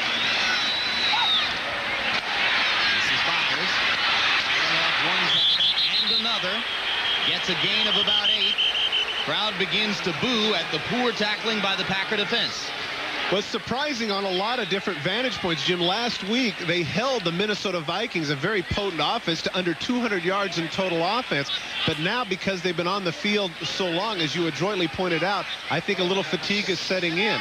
Certainly, Keith Byars is a competent back, but to run through 2 tacklers like that, that's just poor on the part of the Green Bay defense. Corey Harris with a missed tackle. Terrell Buckley with a missed tackle. It was Willis, number 56, who finally stopped Byars after the gain of 9. Third down 1. Kirby behind Webb and Sims goes in for the touchdown, but a flag is down.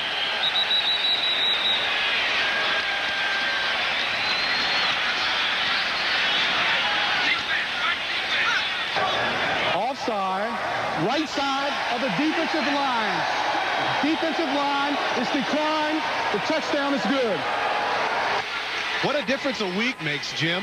That defense, as we mentioned, so impenetrable last week, all of a sudden looks like a sieve. Kirby just running through tackles. And, of course, on the flip side of it, you look at the Dolphins, and last week you and I did that game. We're saying to ourselves, there's no way this is a Super Bowl contending team. Now, all of a sudden, 1 week later, they look like stud bolts.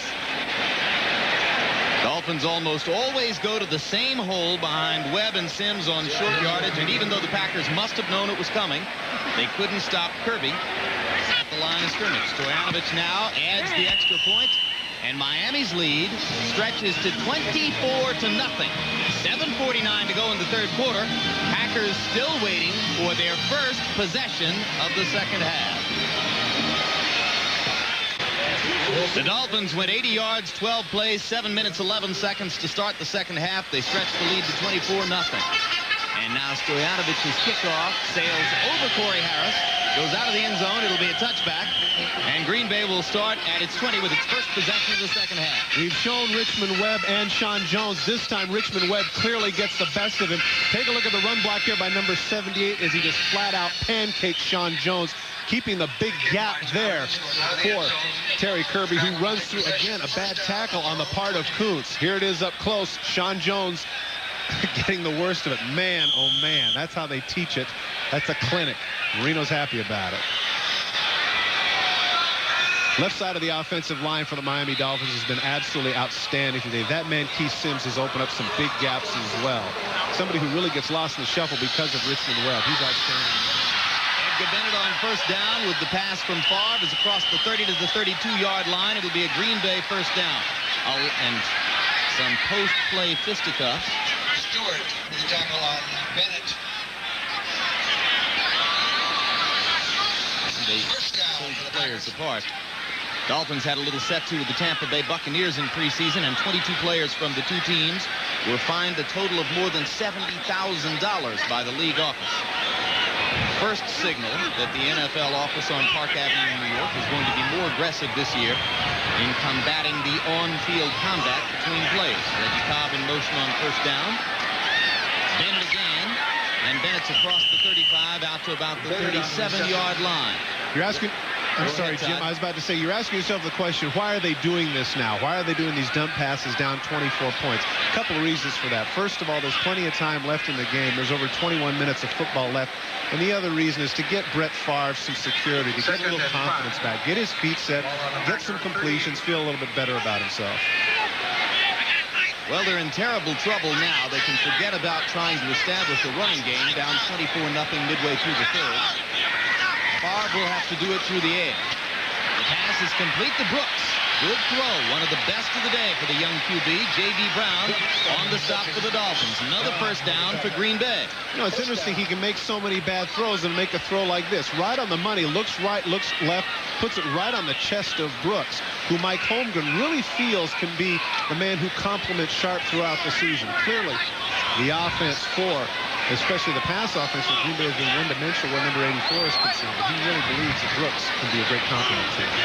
11-yard gain after the 48. Another tackle first down. And another little throw over the middle. This time to tight end Ed West, who fights his way for first down yardage inside the 40 to the 37. Michael Stewart finally making the stop for the Dolphins. Ed West, the 240-pounder. They felt like they had really lost a lot when Jackie Harris went to Tampa Bay. They thought they might not have the downfield speed. Well, maybe not, but they certainly have the power, as Michael Stewart can attest to it, as Ed West runs over right over the top. Miami's 37-yard The line. Packers made a contract offer to free agent, former Bronco tight end Reggie Johnson. Perhaps so. Ed West says, bring him on. I've seen tight ends come and go. Favre over the middle is hit as he throws. No flag and an incompletion as Jeff Cross, the man who loaded up on Brett Favre as he released the ball. Well, Jeff Cross has been a real problem for Favre today. Earlier, you saw him get a sack, and that's about the third time he has knocked Favre down. Number 91, the top of your screen, that's really creating some problems for Paul Hutchins.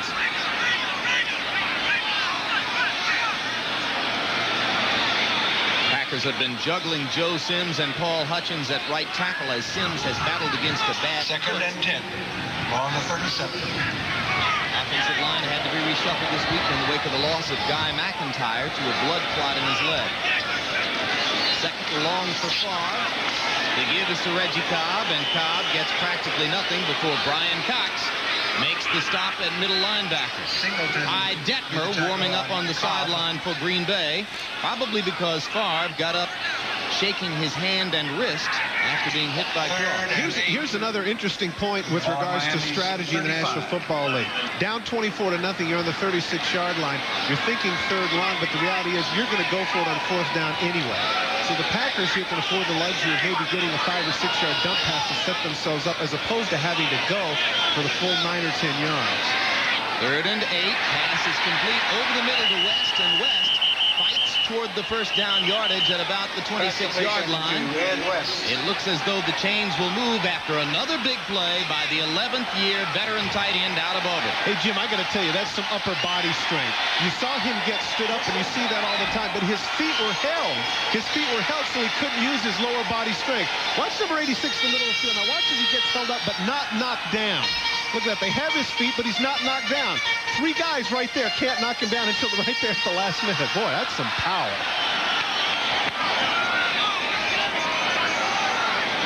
So another first down for Favre in the pack at the Dolphins 26. Screen. Reggie Cobb. Plenty of running room. Inside the 10 to the 9-yard line. Jim, that was a play that was so effective earlier with LaShawn Johnson.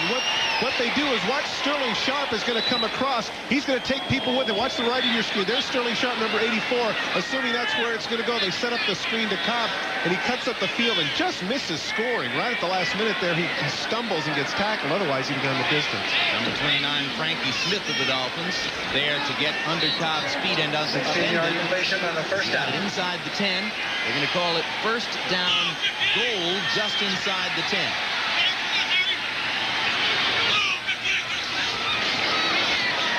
Favre off the hands of his intended receiver, Sterling Sharp, at the 2-yard line. As they say, Jim, that's one for the so-called non-highlight reel. You will not see that happen very often. If there's somebody that smells the end zone, it's Sterling Sharp. Has the slant route, puts it right in his hands. He's got to make that catch. Slight deflection there. Gives credit there to Brian Cox, who got a piece of it, but still very catchable. Watch right there. Just gets a little piece of it right there. I'm sorry, that was Singleton who made that tip. Excuse me, Aubrey Beavers, the rookie from Oklahoma, got a piece of it. But I'm sure Sharp feels like he could have had it. Aubrey Beavers getting his first start today. Bennett in motion. And the pass is batted into the air and picked off. Scoring threat squandered. Jeff Cross got a hand on the football. Number 94, Craig Veazey, winds up with the interception. Bitter disappointment for Holmgren and the Packers sideline as the Dolphins ward off the Packers scoring threat. Jeff Cross has really been a problem today for the Green Bay Packers. Here, he actually gets a situation to what he's blocked, but watch, right? He jumps up, gets in Favre's face. He's the one that creates the tip for Veazey to make the catch. First interception of the day thrown by Favre on first down for the Dolphins. Terry Kirby has a couple out to about the 15-yard line before he is wrapped up by number 95, Bryce Paup, number 55, Fred Strickland. Here's a look at Craig Veazey, free agent acquisition. Fifth-year player out of Houston. Dolphins picked him up last year, and he just made one of his bigger plays as a Dolphin, picking up the loose football from the air for the interception after Jeff Cross had deflected the pass out of Favre's hands. Kirby and Byers, the setbacks behind Marino on second down, 8 yards to go.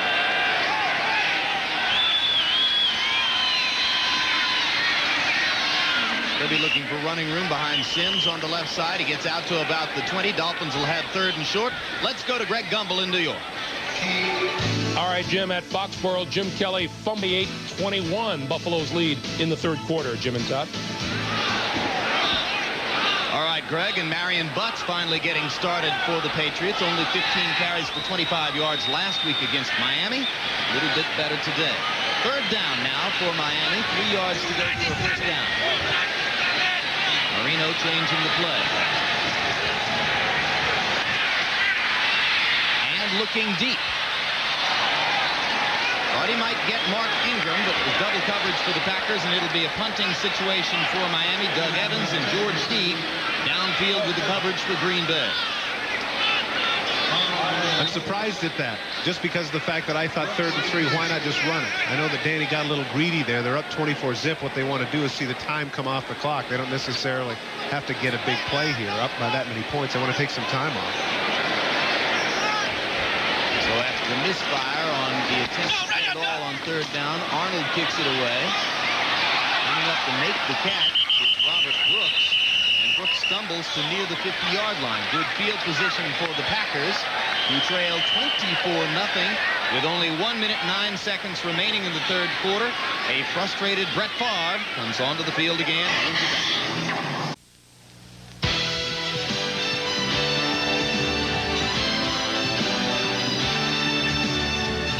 Many people would ask whether or not what Sterling Sharp did last week with his one-day holdout was the correct thing to do.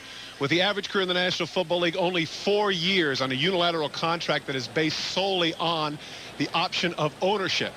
To quote Spike Lee, I would have to say that he did the right thing. Controversial point of view, Todd. You say Sterling Sharp did the right thing holding his team up with a last-minute holdout before the opening game. Favre throws in the flat. Number 81, Anthony Morgan, with a free field in front of him, is all the way inside the 20 down to the 16-yard line. And the man that they picked up on waivers from the Bears during the last season has his first big play of the day for the Pack. Inside the 20 to the 16 to set up another Green Bay scoring threat. Fairly effective today, Green Bay has been with the screen pass, and there it is underneath. And as you mentioned, good blocks downfield, enabling Morgan to set up their shot now close to a 16-yard line. Excellent job downfield blocking by the part of the Packers. So a big play by Morgan. It'll be first down 10 for Green Bay. As you look at his career numbers, almost all of those numbers with the Bears. Flags down. Flags on the play. Ed West on the reception. Nullifying the reception by West. Ball start. 52. Offense. Still first down. Jim, one of the points that I wanted to make with regards to Sterling Sharp is because they don't pay everyone as a team, and as you well know, because contracts in the National Football League are not guaranteed. First and The fact is that if he'd have done it in preseason, I think baseball of all things has taught us that you have to do it in an 11th hour issue. And I realize that on the surface that might look like a situation where he was not a team guy, but the team is not responsible for his family and his financial security, and so he did what he had to do. Officials are at great pains to point out that no new money was given to Favre. However, they acknowledge that they did, quote, reallocate money, moving some of his payment from the back of the contract to the front. Yeah, Sharp, I think that there's a situation, though, that they had to do that. I mean, you can't keep bringing in these people that are making more money than he is when he is clearly the most significant offensive feature for the Green Bay Packers, along with Favre. Yeah, I said Favre. I should have said Sharp. And, of course, the opposing point of view, Todd, and I would guess probably the majority point of view, is that he made his own bed and he should have lain in it.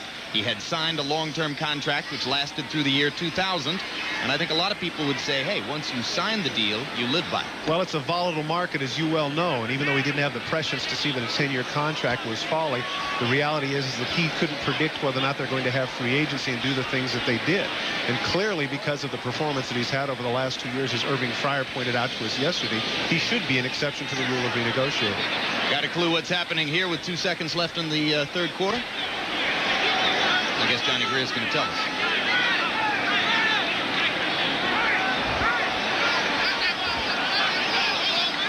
Well, LaShawn Johnson in the game as Green Bay lines up on first down and 15. Now with the ball at the 21. And Favre goes into the end zone where 3 Dolphins are covering Sterling Sharp.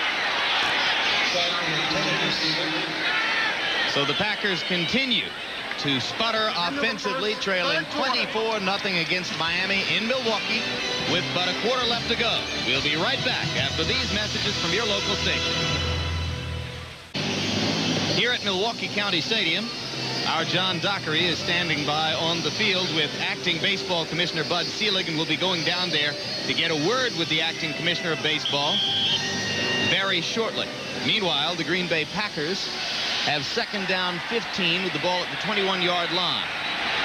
When last they drove into scoring territory, the threat was ended by a tipped interception out of the hands of Brett Favre into the hands of Craig Beasley of the Dolphins.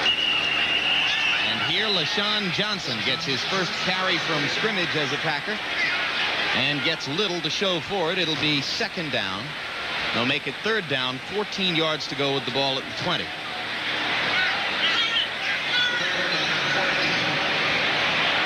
Tempo has slowed here in Milwaukee. Mike Holmgren searches his chart for a solution to the various problems which have faced the Packers today. They were favored by 3 points to win the game, but it has been almost all Miami. Favre, 16 of 32 in the game, 214 yards, 1 interception. Third and 14, he goes over the middle for Reggie Cobb, and Cobb is stopped by number 20, Muhammad Oliver, and number 42, Chris Green, at about the 10-yard line. Well, Jim, as I mentioned on the earlier drive, this is typical now of what's going to happen in the National Football League. Yeah, they have third and 14. You're thinking, well, there's just no way they're going to make it. But now down 24-0, you know they're going to go for it on fourth. So why not get the yardage that you can and come up with a very makeable 4th and 4. On 4th and 4, Cobb will be the setback. Sharp is in motion from the bottom of your screen. It's a fade in the corner of the end zone to Robert Brooks. And the Packers will once again have nothing to show for their penetration into Dolphin territory. J.B. Brown on the coverage. The throw wasn't close. So Green Bay continues to labor without a point on the scoreboard. Miami leads 24-0, and we'll be back. Tim Lampley and Todd Christensen with you live from Milwaukee County Stadium, where the Dolphins lead Green Bay 24-0, 13:37 to go in the fourth quarter. First down. And after a failed fourth down attempt by the Packers, Miami takes over on first down at its 10-yard line. Marino giving to Irving Spikes, second first half running star for the Dolphins. And as we wait for the penalty call, Spikes had no game. We have 2 fouls on the offense. Holding, number 60. Holding, number 65. They're declined. Second down. So even with 2 holds, the Dolphins couldn't get anything out of it. It'll be second down 10 from the 10.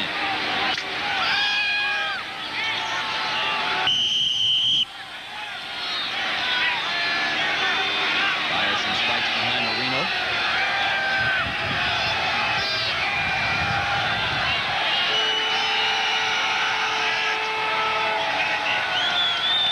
Veteran Dan Marino watching the play clock to be sure to milk as many seconds as possible before the snap. Spikes on the draw, breaks a couple tackles, gets out to the 16-yard line, gain of 6. It'll be third down 4. Let's go to John Dockery on the field. Thank you, Jim. I'm with Bud Selig, acting commissioner of baseball. Kind of ironic we're standing in the dugout here, the empty bat rack behind us. Any new developments? No, John, not today. It's pretty quiet, I'm sorry to say. And so we'll start at it again tonight, tomorrow morning, and see what this week brings us. So there are new talks planned. Both sides will meet tomorrow? Well, I don't know that. We're going to, I hope there will be talks tomorrow, but no, there's nothing planned at the moment. Okay. Does your being here suggest that there's nothing critical happening? I don't think so. Frankly, I've said I'd be back there as soon as anything developed, and I think a lot of people felt that way. I know that some of our people went home yesterday, Stan Kasten and John Harrington, because there was nothing scheduled, but we'll all be back there in a minute if there's anything meaningful that can take place. Bud, you've talked about the season-ending day. You moved it from last Friday. You said you'd be remaining flexible. Is there a date in your mind that this has to be done or it's over? Well, John, that's an issue we're going to confront starting early tomorrow morning. And, this whole situation has to be resolved. We're obviously, as I've been saying, we're on very tenuous ground. And I said we'd make a decision early next week. And now early next week we'll be here starting tomorrow. So we will make a decision early this week. Well, good luck to you. And thank you for joining us. Thanks for good.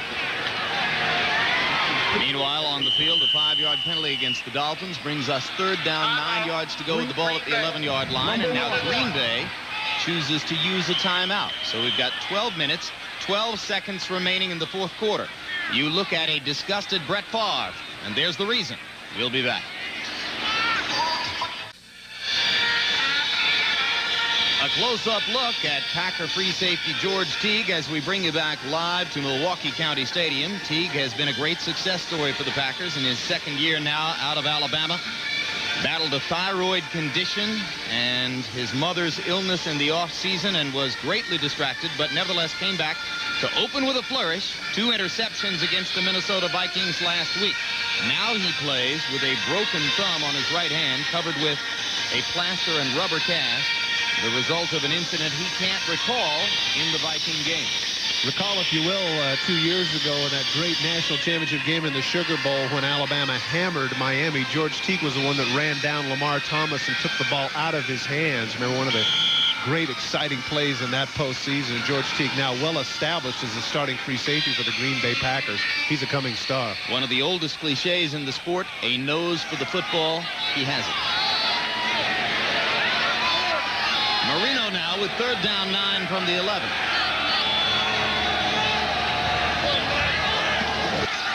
Dolphins running out of their normal set. And Dan Marino rolls to the right side and completes the pass downfield to Mark Ingram. Corey Harris on the coverage for Green Bay. But the Dolphins have first down yardage across the 20 to the 23. Further problems for Fritz Shurmur and the Packers defense. By rolling out, that gives Dan Marino more time. The little out and up move fools the corner, and that enables him to sit down, and the ball was right there. Good job by Ingram, who's having a terrific day. And there's a look at Miami's 24. Faced so many problems today and solved so few. Fritz Shurmur, former defensive coordinator of both the Cardinals and the Rams. They're excited to have him in Green Bay this year. This is not his best day. First and 10 for Miami. big play by Yurkovich coming across the line of scrimmage to wrap up Irving Spikes. Green Bay's best showing against the run so far today. One thing Irving Spikes needs to do as a young runner is that he has to anticipate certain things. He's guessing in too many situations, and the times that he's been tackled for losses, he's been, as they say, tippy-toeing. Now they're taking a look at his knee, and after his newfound stardom, that can't be too happy for Shula and company. This is the man who single-handedly livened up the Dolphin running game in the first half and came into the game, made 3 consecutive carries for 41 yards and 3 consecutive first downs, and off that, the Dolphins went for a TD. We'll be back. We bring you back to County Stadium, and there's a look at Dolphin running back Irving Spikes as he's being examined along the sideline, having gone down on a loss of 6, tackled by John Yurkovich of the Green Bay Packers. So now Marino is up to 16 at the 18-yard line.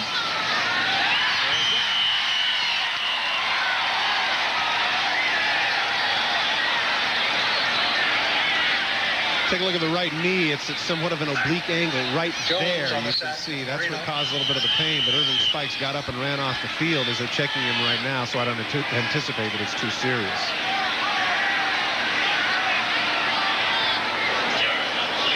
There's Spikes.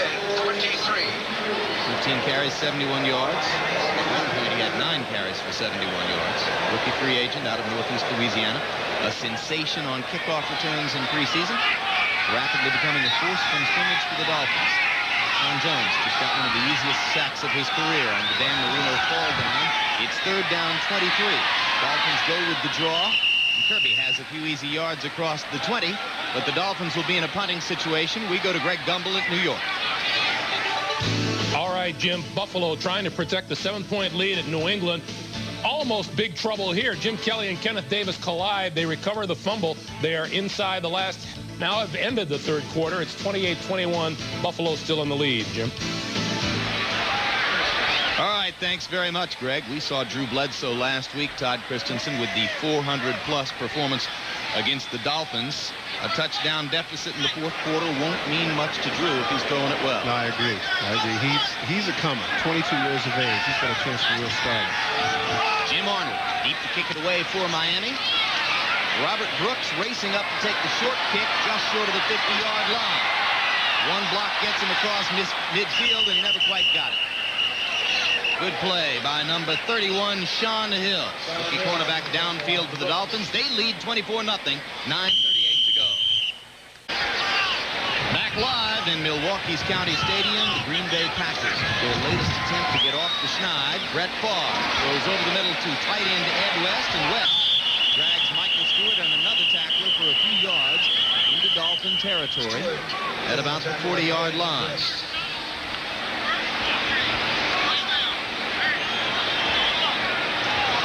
Quiet time along the sideline for the Green Bay defense. Under pressure much of the day. Dolphins have possessed the ball much longer than has Green Bay. And you look at Coach Mike Holmgren, first Packer coach to have consecutive winning seasons since Lombardi. Came over from the San Francisco 49ers, where he had served as offensive coordinator. On first down, Favre looks deep down the right sideline. LaShawn Johnson pushes the defensive back, Frankie Smith. But couldn't get him far enough out of the way to get close to the football. Jim, we should make a point here with regards to Frankie Smith. He has done an outstanding job. We mentioned at the outset of the telecast that he was somebody that would be bedeviled by Sterling Sharp. He has been anything but. Done a good job on a number of receivers today, number 29, playing in the stead of Troy Vincent, who is sitting this one out with a knee injury. He's used to filling in for bigger names. He used to be Deion part-time Sanders caddy as a cornerback for the Atlanta Falcons. Now he stands in for Vincent today. And what about Sharp? 2 catches for 25 yards. Favre on second down has Sharp's 3rd catch of the day. But again, it is underneath short yardage, and that's been the story of Sterling Sharp ever since the turf toe began to rob him of quickness in the middle part of last season. Well, in fairness to him, I don't think that that's an issue right now. I think he's completely healthy. Let's give credit to the Dolphins, both in the pass rush and in coverage. Only his third catch of the day. You can talk all you want about Green Bay's scheme, but you got to give credit where credit's due, and the Dolphins have been doing it defensively. Second part of our doubleheader today. Many of you will see Houston against Dallas. Some will see Seattle and the Raiders. Some will see the Broncos and the Jets. Favre again to Sharp, and this time Sharp has a first down as he stretches the football down to the 25-yard line. Frankie Smith on close coverage there for the Dolphins made the tackle. Don Shula about to stretch his regular season record as Dolphin coach against Green Bay to 8 wins, no losses. This will be the first time that the unlucky loser has been Green Bay head coach Mike Holmgren, but not the first time that Holmgren has been on a football field with Shula. In 1963, when Shula coached the Colts, they came to the San Francisco Bay Area for a game against the 49ers and practiced at Holmgren's high school. On first down, Favre is sacked by Jeff Cross, who's having a big game after having sat the game out, or at least missed a start for the first time in 81 games last week. We mentioned that Holmgren met some Colts in 1963 when they came to practice at Lincoln High School in the San Francisco Bay Area. He was a sophomore quarterback at that time, 15 years old, and says he greatly enjoyed hanging out with the Tom Mattys and John Unitas's and Raymond Berry's of Don Shula's early days as head coach in Baltimore. Quite a collection of Hall of Famers on that one team. You got, what, you just mentioned Unitas, Berry, John Mackey was on that team, Jim Parker. Lenny Moore. Favre complete to Ron Lewis inside the 5-yard line. Michael Stewart with the stop. One of Favre's better throws today. Strange coverage on the part of Stewart. It looks like he was right there, but he actually bats the ball into the chest. Take a look here. Stewart's running right with him, stride for stride. And instead of going up and getting a piece of the ball, he actually knocks the ball into his chest. They mark the football inside the 3. It's a gain of 26. Favre to Ron Lewis.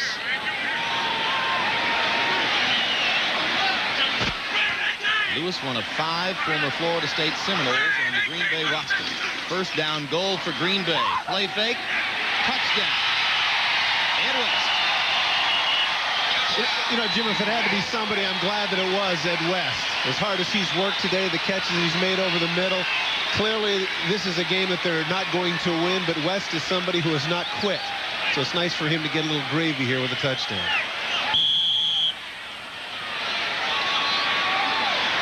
And the Packers will go for 2. Fairly easy choice when you're down 24-6. You need 3 touchdowns and 3 two-point conversions to tie the game. Well done. Well done. You like that? Mr. Mathematician, I like it. That ain't math. That's arithmetic. Favre on the rollout. And he was looking deep in the end zone to Robert Brooks and couldn't get it to him. And now Favre gets to discuss this with number 55, Chris Singleton, at close range. Well, the mistake that Favre made is that after Singleton hits him, he's underneath, and there you can see they made up for it. No big deal. Besides that, we have to go to the same sideline. 6 minutes, 27 seconds remaining. Green Bay finally gets off the schneid. It's 24-6. As we bring you back to Milwaukee, you're looking at the discussion on the Miami sideline where assistant coach Joe Green is trying to calm the inner fire of linebacker Brian Cox. Cox called for a personal foul penalty after the unsuccessful two-point conversion try by the Packers, and we're not sure what it was that caused Cox to erupt in anger, but he's a live wire. He is. He certainly is. Here's a touchdown. Ed West off the play action fake goes left. Beats Stewart to the corner of the end zone, as we mentioned earlier. Good things can happen to good people. So now after the penalty, the Packers kick not from the 30 but from the 45. Ideal place from which to try an onside kick. And lots of players loaded to the left side of the field. So the Dolphins have lined up, shifted to that direction as well. And the kick is picked off by, I believe, Keith Jackson. This is one of the least fun things in football, trust me. What you do is that you know that people are coming down and all they're concerned about is trying to whack you and get the ball loose. Keith Jackson, I can guarantee you that's not one of his favorite things, but he makes the catch. No, but he's the ideal guy to be there. Big man with good hands. Well, that's exactly it, but that's what you do. You know that you're going to get creamed. There's a no-win situation there. I think you're talking from first-hand experience. I sat in that exact same spot on kickoff return. You're right. Jackson with a touchdown catch today to go with the touchdown catch he made a week ago against New England. First down. With 2 early TDs for number 88. Went to the Pro Bowl again last year, 5th time in his career. First down for Miami with the football at the 42-yard line. And Kirby falls down before he gets to the line of scrimmage, gets up, and gets a gain of maybe a yard. It'll be 2nd down 9 for Miami. Let's go to New York and check in with Greg Gumbel. All right, Jim, more breathing room for the Bills at Foxborough. 12 minutes to play in the game in New England. Jim and Todd. Must win for the Bills if they hold on after last week's debacle at the hands of the Jets. Tough start for the Patriots, who were seen by many as potential contenders this year, but will apparently start out 0-2, barring a comeback against the Bills. 2nd down 7 for Miami at the 45-yard line. Dolphin running game got new life today from rookie Irving Spikes, but Spikes is now out with a strained knee. That's Byers, who is stopped for no gain by number 96, Sean Jones. There's a look at Spikes on the sideline with an apparent strain of the right knee, and you see the big pad, probably with ice. Yep, he's icing it. 5 minutes remaining in the football game, clock running. Dolphins will have 3rd down, 8 yards to go at the 44-yard line. Long day for Sean Jones and the other Packer defenders. Incidentally, maybe only 1 or 2 calls all day for Reggie White, who gets double and triple team blocking attention from the Dolphins. Well, that may be, but you're right. I don't recall anything of consequence where number 92 is concerned. Let's give credit to Ron Heller there. He hasn't been anywhere near Marino today. And this time Marino uses a timeout. So with 4 minutes 50 seconds remaining, the Dolphins will talk over 3rd and 8 with a 24-6 lead over Green Bay. Hot day in Milwaukee, temperature at over 80 degrees for much of the game. Not a very comfortable day for the Green Bay Packer offense, which has been held to 6 points by the Miami Dolphin defense that was largely shredded a week ago by Drew Bledsoe and the New England Patriots. Now Dan Marino on 3rd down and 8 for the Dolphins gives the ball to Terry Kirby, and Kirby stops short of 1st down yardage. So Jim Arnold will come on to punt for Miami, and Robert Brooks will come in to receive for the Green Bay Packers. Packers will get another chance for the football, clock running, less than 4.5 minutes to go, an 18-point margin between the Dolphins and the Packers. Jim Arnold has struggled today. He was the one that great season last year. In fact, I believe he led the NFC in punting for the Detroit Lions, over 44 yards, but he's had a lot of short kicks today. Fortunately for him and the Dolphins, they've been playing such outstanding defense, and of course they're way ahead in time of possession. Arnold hangs a high punt up this time near the sideline. It's going to go out of bounds inside the 20-yard line at about the 14. Brooks watches it go away, so Green Bay will have 86 yards to go as the Packers take over after the 39-yard punt for Arnold. Here's a look, incidentally. We mentioned a little bit about the fact that they have not been very effective running. You know who this is? Delvin Williams. That is the last 1,000-yard rusher for the Miami Dolphins. How about for the Green Bay Packers? Well, that's Turdell Middleton, the pride of Memphis State. That also was the last 1,000-yard rusher for the Packers. Both occurred in 1978. There you see the yardage. As they say, that is a long time between drinks, and that is the longest gap for any team in the National Football League to have a 1,000-yard rusher. On 1st down, Brett Favre throws a near interception in the flat.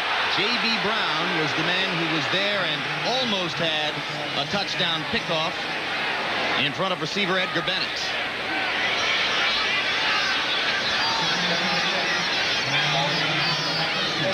Jumps over the top He did have the right hand on Bennett, but at this point that's inconsequential. Well, you mentioned the 16-year drought for both teams without a 1,000-yard rusher. That's the specific challenge for free agent signee Reggie Cobb of the Green Bay Packers. I do think, though, Jim, that given the situation, that's going to be difficult. I mean, Mike Holmgren made reference to the so-called West Coast offense. It generally isn't designed to get a runner the requisite carries to get 1,000 yards, and I'd be very surprised if Cobb were to get it. The Dolphins, on the other hand, soft-pedaled the notion that there's any challenge to Terry Kirby to gain 1,000 yards. They freely acknowledge he's just not that kind of back. But you know, Jim, the reality is that if you look back over the history of the Super Bowl, with the exception of San Francisco in Super Bowl 16 when they defeated the Cincinnati Bengals, every team that has won a Super Bowl has had somebody who is either a 20-carry a game kind of back or a 1,000-yard rusher. Winning in the National Football League with running back by committee, I just don't think that gets you the distance.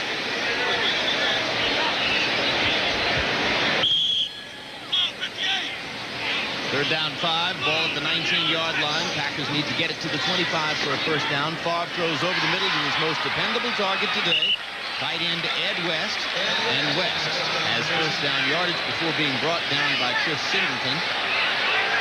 6th catch of the day for West, who now has over 50 yards receiving. Dolphins may have trouble against tight ends all year long. On first down, throws to Bennett, and Bennett's run out of bounds after a gain of about 5 yards. Well, you're absolutely right, and it's good for Ed to pad his stats. I know that one of the things that he was concerned about is that everybody talks about the loss of Jackie Harris and how they can't go to the tight end anymore, but Ed West has proven today that he's very reliable, as you mentioned. And the Dolphins, who let both safeties, Jarvis Williams and Louis Oliver, go in favor of picking up Gene Atkins and Michael Stewart, have discovered that Stewart, while he hits a ton, has trouble with coverage from the strong safety position. Ben Coates certainly proved that last week. Favre to Bennett again. Bennett's got first down yardage out to about the 45-yard line. They're dinking it down the field. Singleton with the stop. Clock continues.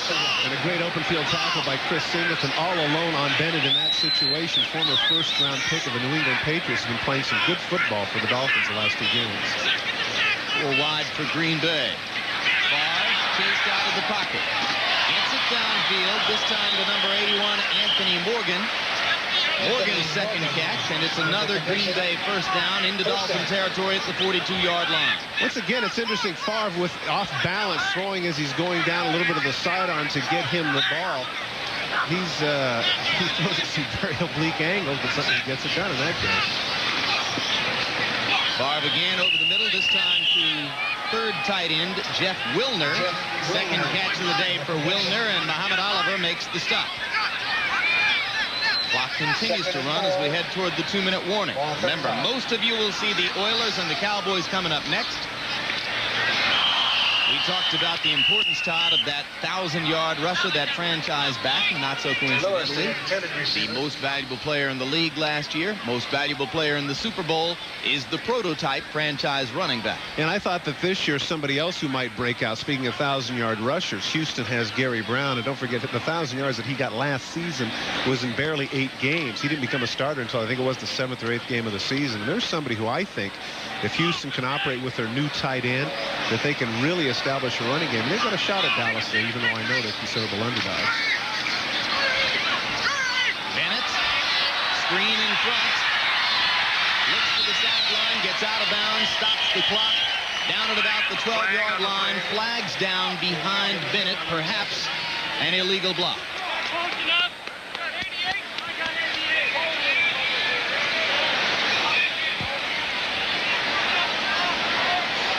Holding downfield of the wide receivers there, just around the 17-yard line, and you can see Holmgren's frustrated by that. It looked, as you said, Jim, that that was somewhere behind the play. Why do that when Bennett's long gone? Holding. 88. Offense. Still third down.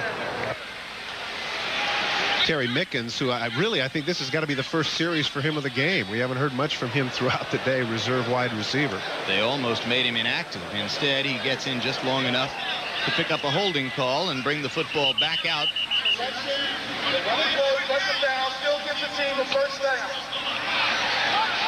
But it'll be first down Green Bay just inside the 29. So you're suggesting that Gary Brown of the Oilers may have a small personal agenda as he goes onto the field against Emmitt Smith, his opposite number for the Cowboys? Well, I don't know if it would be wisdom to do that, because clearly Emmitt is the focal point. He's going to get his carries. I just know that there's somebody that is a very competent back and established himself, I think, as one of the best runners, certainly in the AFC last season. Third catch of the game for Wilner. Packers will still have the football when we come back. Let's go to New York. All right, Jim, at Foxborough, Patriots aren't done yet. Drew Bledsoe from 12 yards out to Michael Timpson.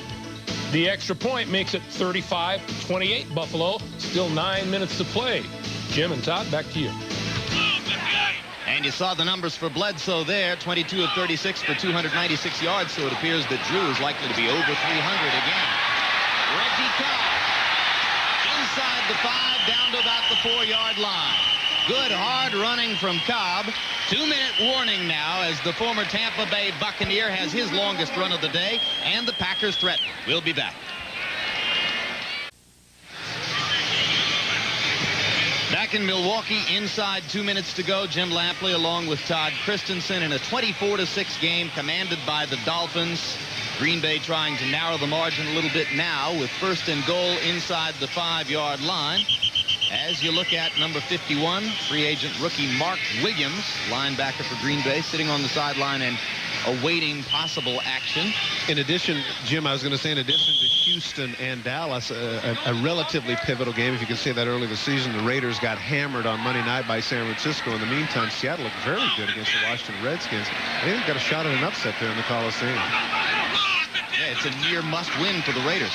First down, Favre caught from behind by Singleton, and give credit to Singleton for the sack. And it'll push the Packers back out to about the 9-yard line. Well, he comes completely untouched. They overloaded the side, and there's no back on that side to get him. Actually, Favre was lucky they didn't cream him right in the middle of his shoulder blades. There's been a lot of miscommunication today for the Green Bay Packers. Situations like that where a guy comes completely untouched. And remember the Byers touchdown, Jim, where there was nobody around him. Cobb in motion. Favre looks to Sharp and gets it. Second touchdown catch of the early season for Sterling Sharp. It comes in a mop-up situation here. He beat Frankie Smith in the end zone.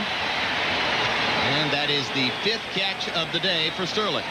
Chance to pad his stats. It's just a little bit of a fade route. He knows he has him man for man. Timing, he throws it up. Good job by Sharp to get his arms underneath the ball. Not really that well thrown, but good hands on the part of Sharp.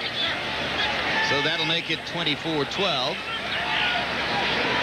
And you can see that he ties James Lofton for 3rd on the all-time Packer list with that 49th career touchdown reception.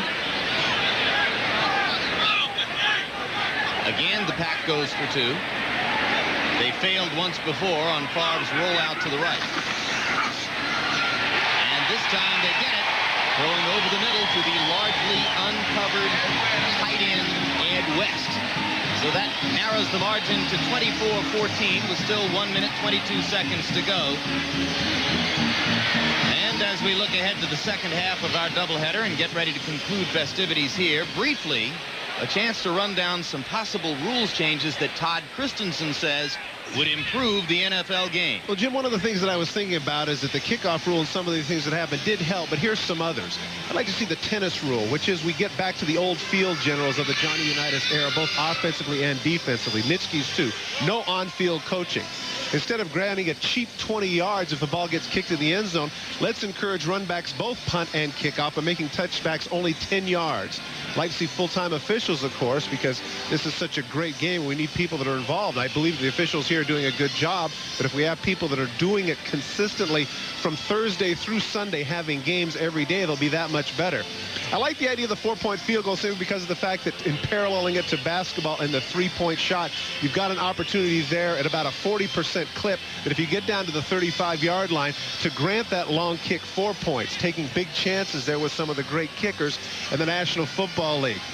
Also like to see the exhibition reduced to 2 weeks because clearly when you got a situation where you've got a month-long time, you know, not only is that wear on the legs of the individuals, but I think fans now are getting a little weary of the fact that you're playing all those games, in a lot of cases, not to win, but so much to see something. Fans, how about players? That too, yeah, exactly. And of course, the 6th point here is we've seen too many games, I think, in the past, Jim, where pass interference has changed, where somebody gets locked up with the legs, and all of a sudden it's a 50-yard penalty, and that irrevocably changes the pattern of the game. To put the officials on the spot and to realize as to whether or not those situations are situations to where those are flagrant, or if they can indeed be the 15-yard penalty that they can be on the collegiate level. And as you ponder all those possible rules changes suggested by Todd, think about the second half of the doubleheader and the game you might be seeing. All that reminds me that the executive producer of NBC Sports is Tommy Roy. And the attempted onside kick is covered by Irving Fryer of the Dolphins. Another tough athlete with good hands who got to the football before the Packers could reach it on the onside kick attempt. So the executive producer of NBC Sports is Tommy Roy. The coordinating producer of NBC's NFL football is John Faratzis. Today's game produced by Bill Bunnell, directed by Bucky Gunts, technical director Phil Doucette, associate director Dick Ellis, production associate Darrell Love, technical manager Bill Paranello, and production managers Susan Stone and Lisa Stock. Thanks also to our spotters, Dave Stepak and Joe Komar. Tremendous help provided to us by the Green Bay Packers organization. Good statistical help today as well. So, Jim, what did you think of the comment? I'm trying to think who it was that made the comment with regards to the Dallas Cowboys about that Soupy Sales could coach them. You think they're that good? I think that sells Barry Switzer very short. I am a big believer in the tremendous effectiveness of Barry Switzer in a situation like this. He is just egoless enough not to mess anything up in Dallas, and I think he has enormous rapport with players at every level, college, pro, you name it. Well, I think the other thing, too, is we underrate the effort of Jimmy Johnson, what he did putting this team together. It's almost as if people have amnesia. Don't forget, 5 years ago in 1989, the Dallas Cowboys were 1-15, the absolute dregs of the National Football League. He put together this juggernaut, as it were. And, you know, if you think about it, people think that, well, if you just put the talent on the field, that's what's going to happen. I would cite two great examples. One, the Minnesota Vikings of the late 80s and early 90s with all of those Pro Bowl players, and they never got to the Super Bowl. And, of course, the Houston Oilers, who made the playoffs, 8 straight years that they made the playoffs. An amazing amount of talent. At one point, I believe they had 15 Pro Bowl players, and they never made it to the Super Bowl. So the idea that you can just get the talent there and show up is a misnomer. You truly have to have the head man that can operate. Well, the Cowboys have only won one game, but I think you had to be a little surprised at the ease with which they brushed Pittsburgh aside last week. A very physical defensive team in Pittsburgh, and you're right, Emmitt Smith ran for 171 yards, and they did a very good job against them, shutting them down in Three Rivers Stadium. That does say a lot for the Dallas Cowboys. Did you see Terry Kirby just go for 9 yards on 2nd down 12 from the 43 before Leroy Butler could make the stop for Green Bay? I think this is a pivotal game, too, for Houston. Clearly, nobody thought that the Indianapolis Colts are going to blow them out in the Hoosier Dome. Now they come back, and they really have to reestablish themselves because everybody is predicting the demise of the Houston Oilers because of all the free agency losses. You think of the other team that was severely embarrassed a week ago besides Houston, it was Buffalo. Clearly, the Bills bounced back mentally today. Whether they win the game against New England remains to be seen, but they were there, as opposed to their performance last week. The Oilers didn't show up against the Colts. What will they do today against the Cowboys? That was Kirby again. And he runs for 1st down yardage, and that should be enough to avert any subsequent Packer possession. So the Miami Dolphins are going to have a chance to finish out a 24-6 victory here. Or check it, a 24-14 victory over the Green Bay Packers in Milwaukee. A game not quite as close as the final score will indicate. The Dolphins led 24-0 after having thoroughly dominated the first half. So Don Shula stretches his career record as Dolphin head coach against the Packers to 8 wins, no losses. Once again, our final score is Miami 24, Green Bay 14.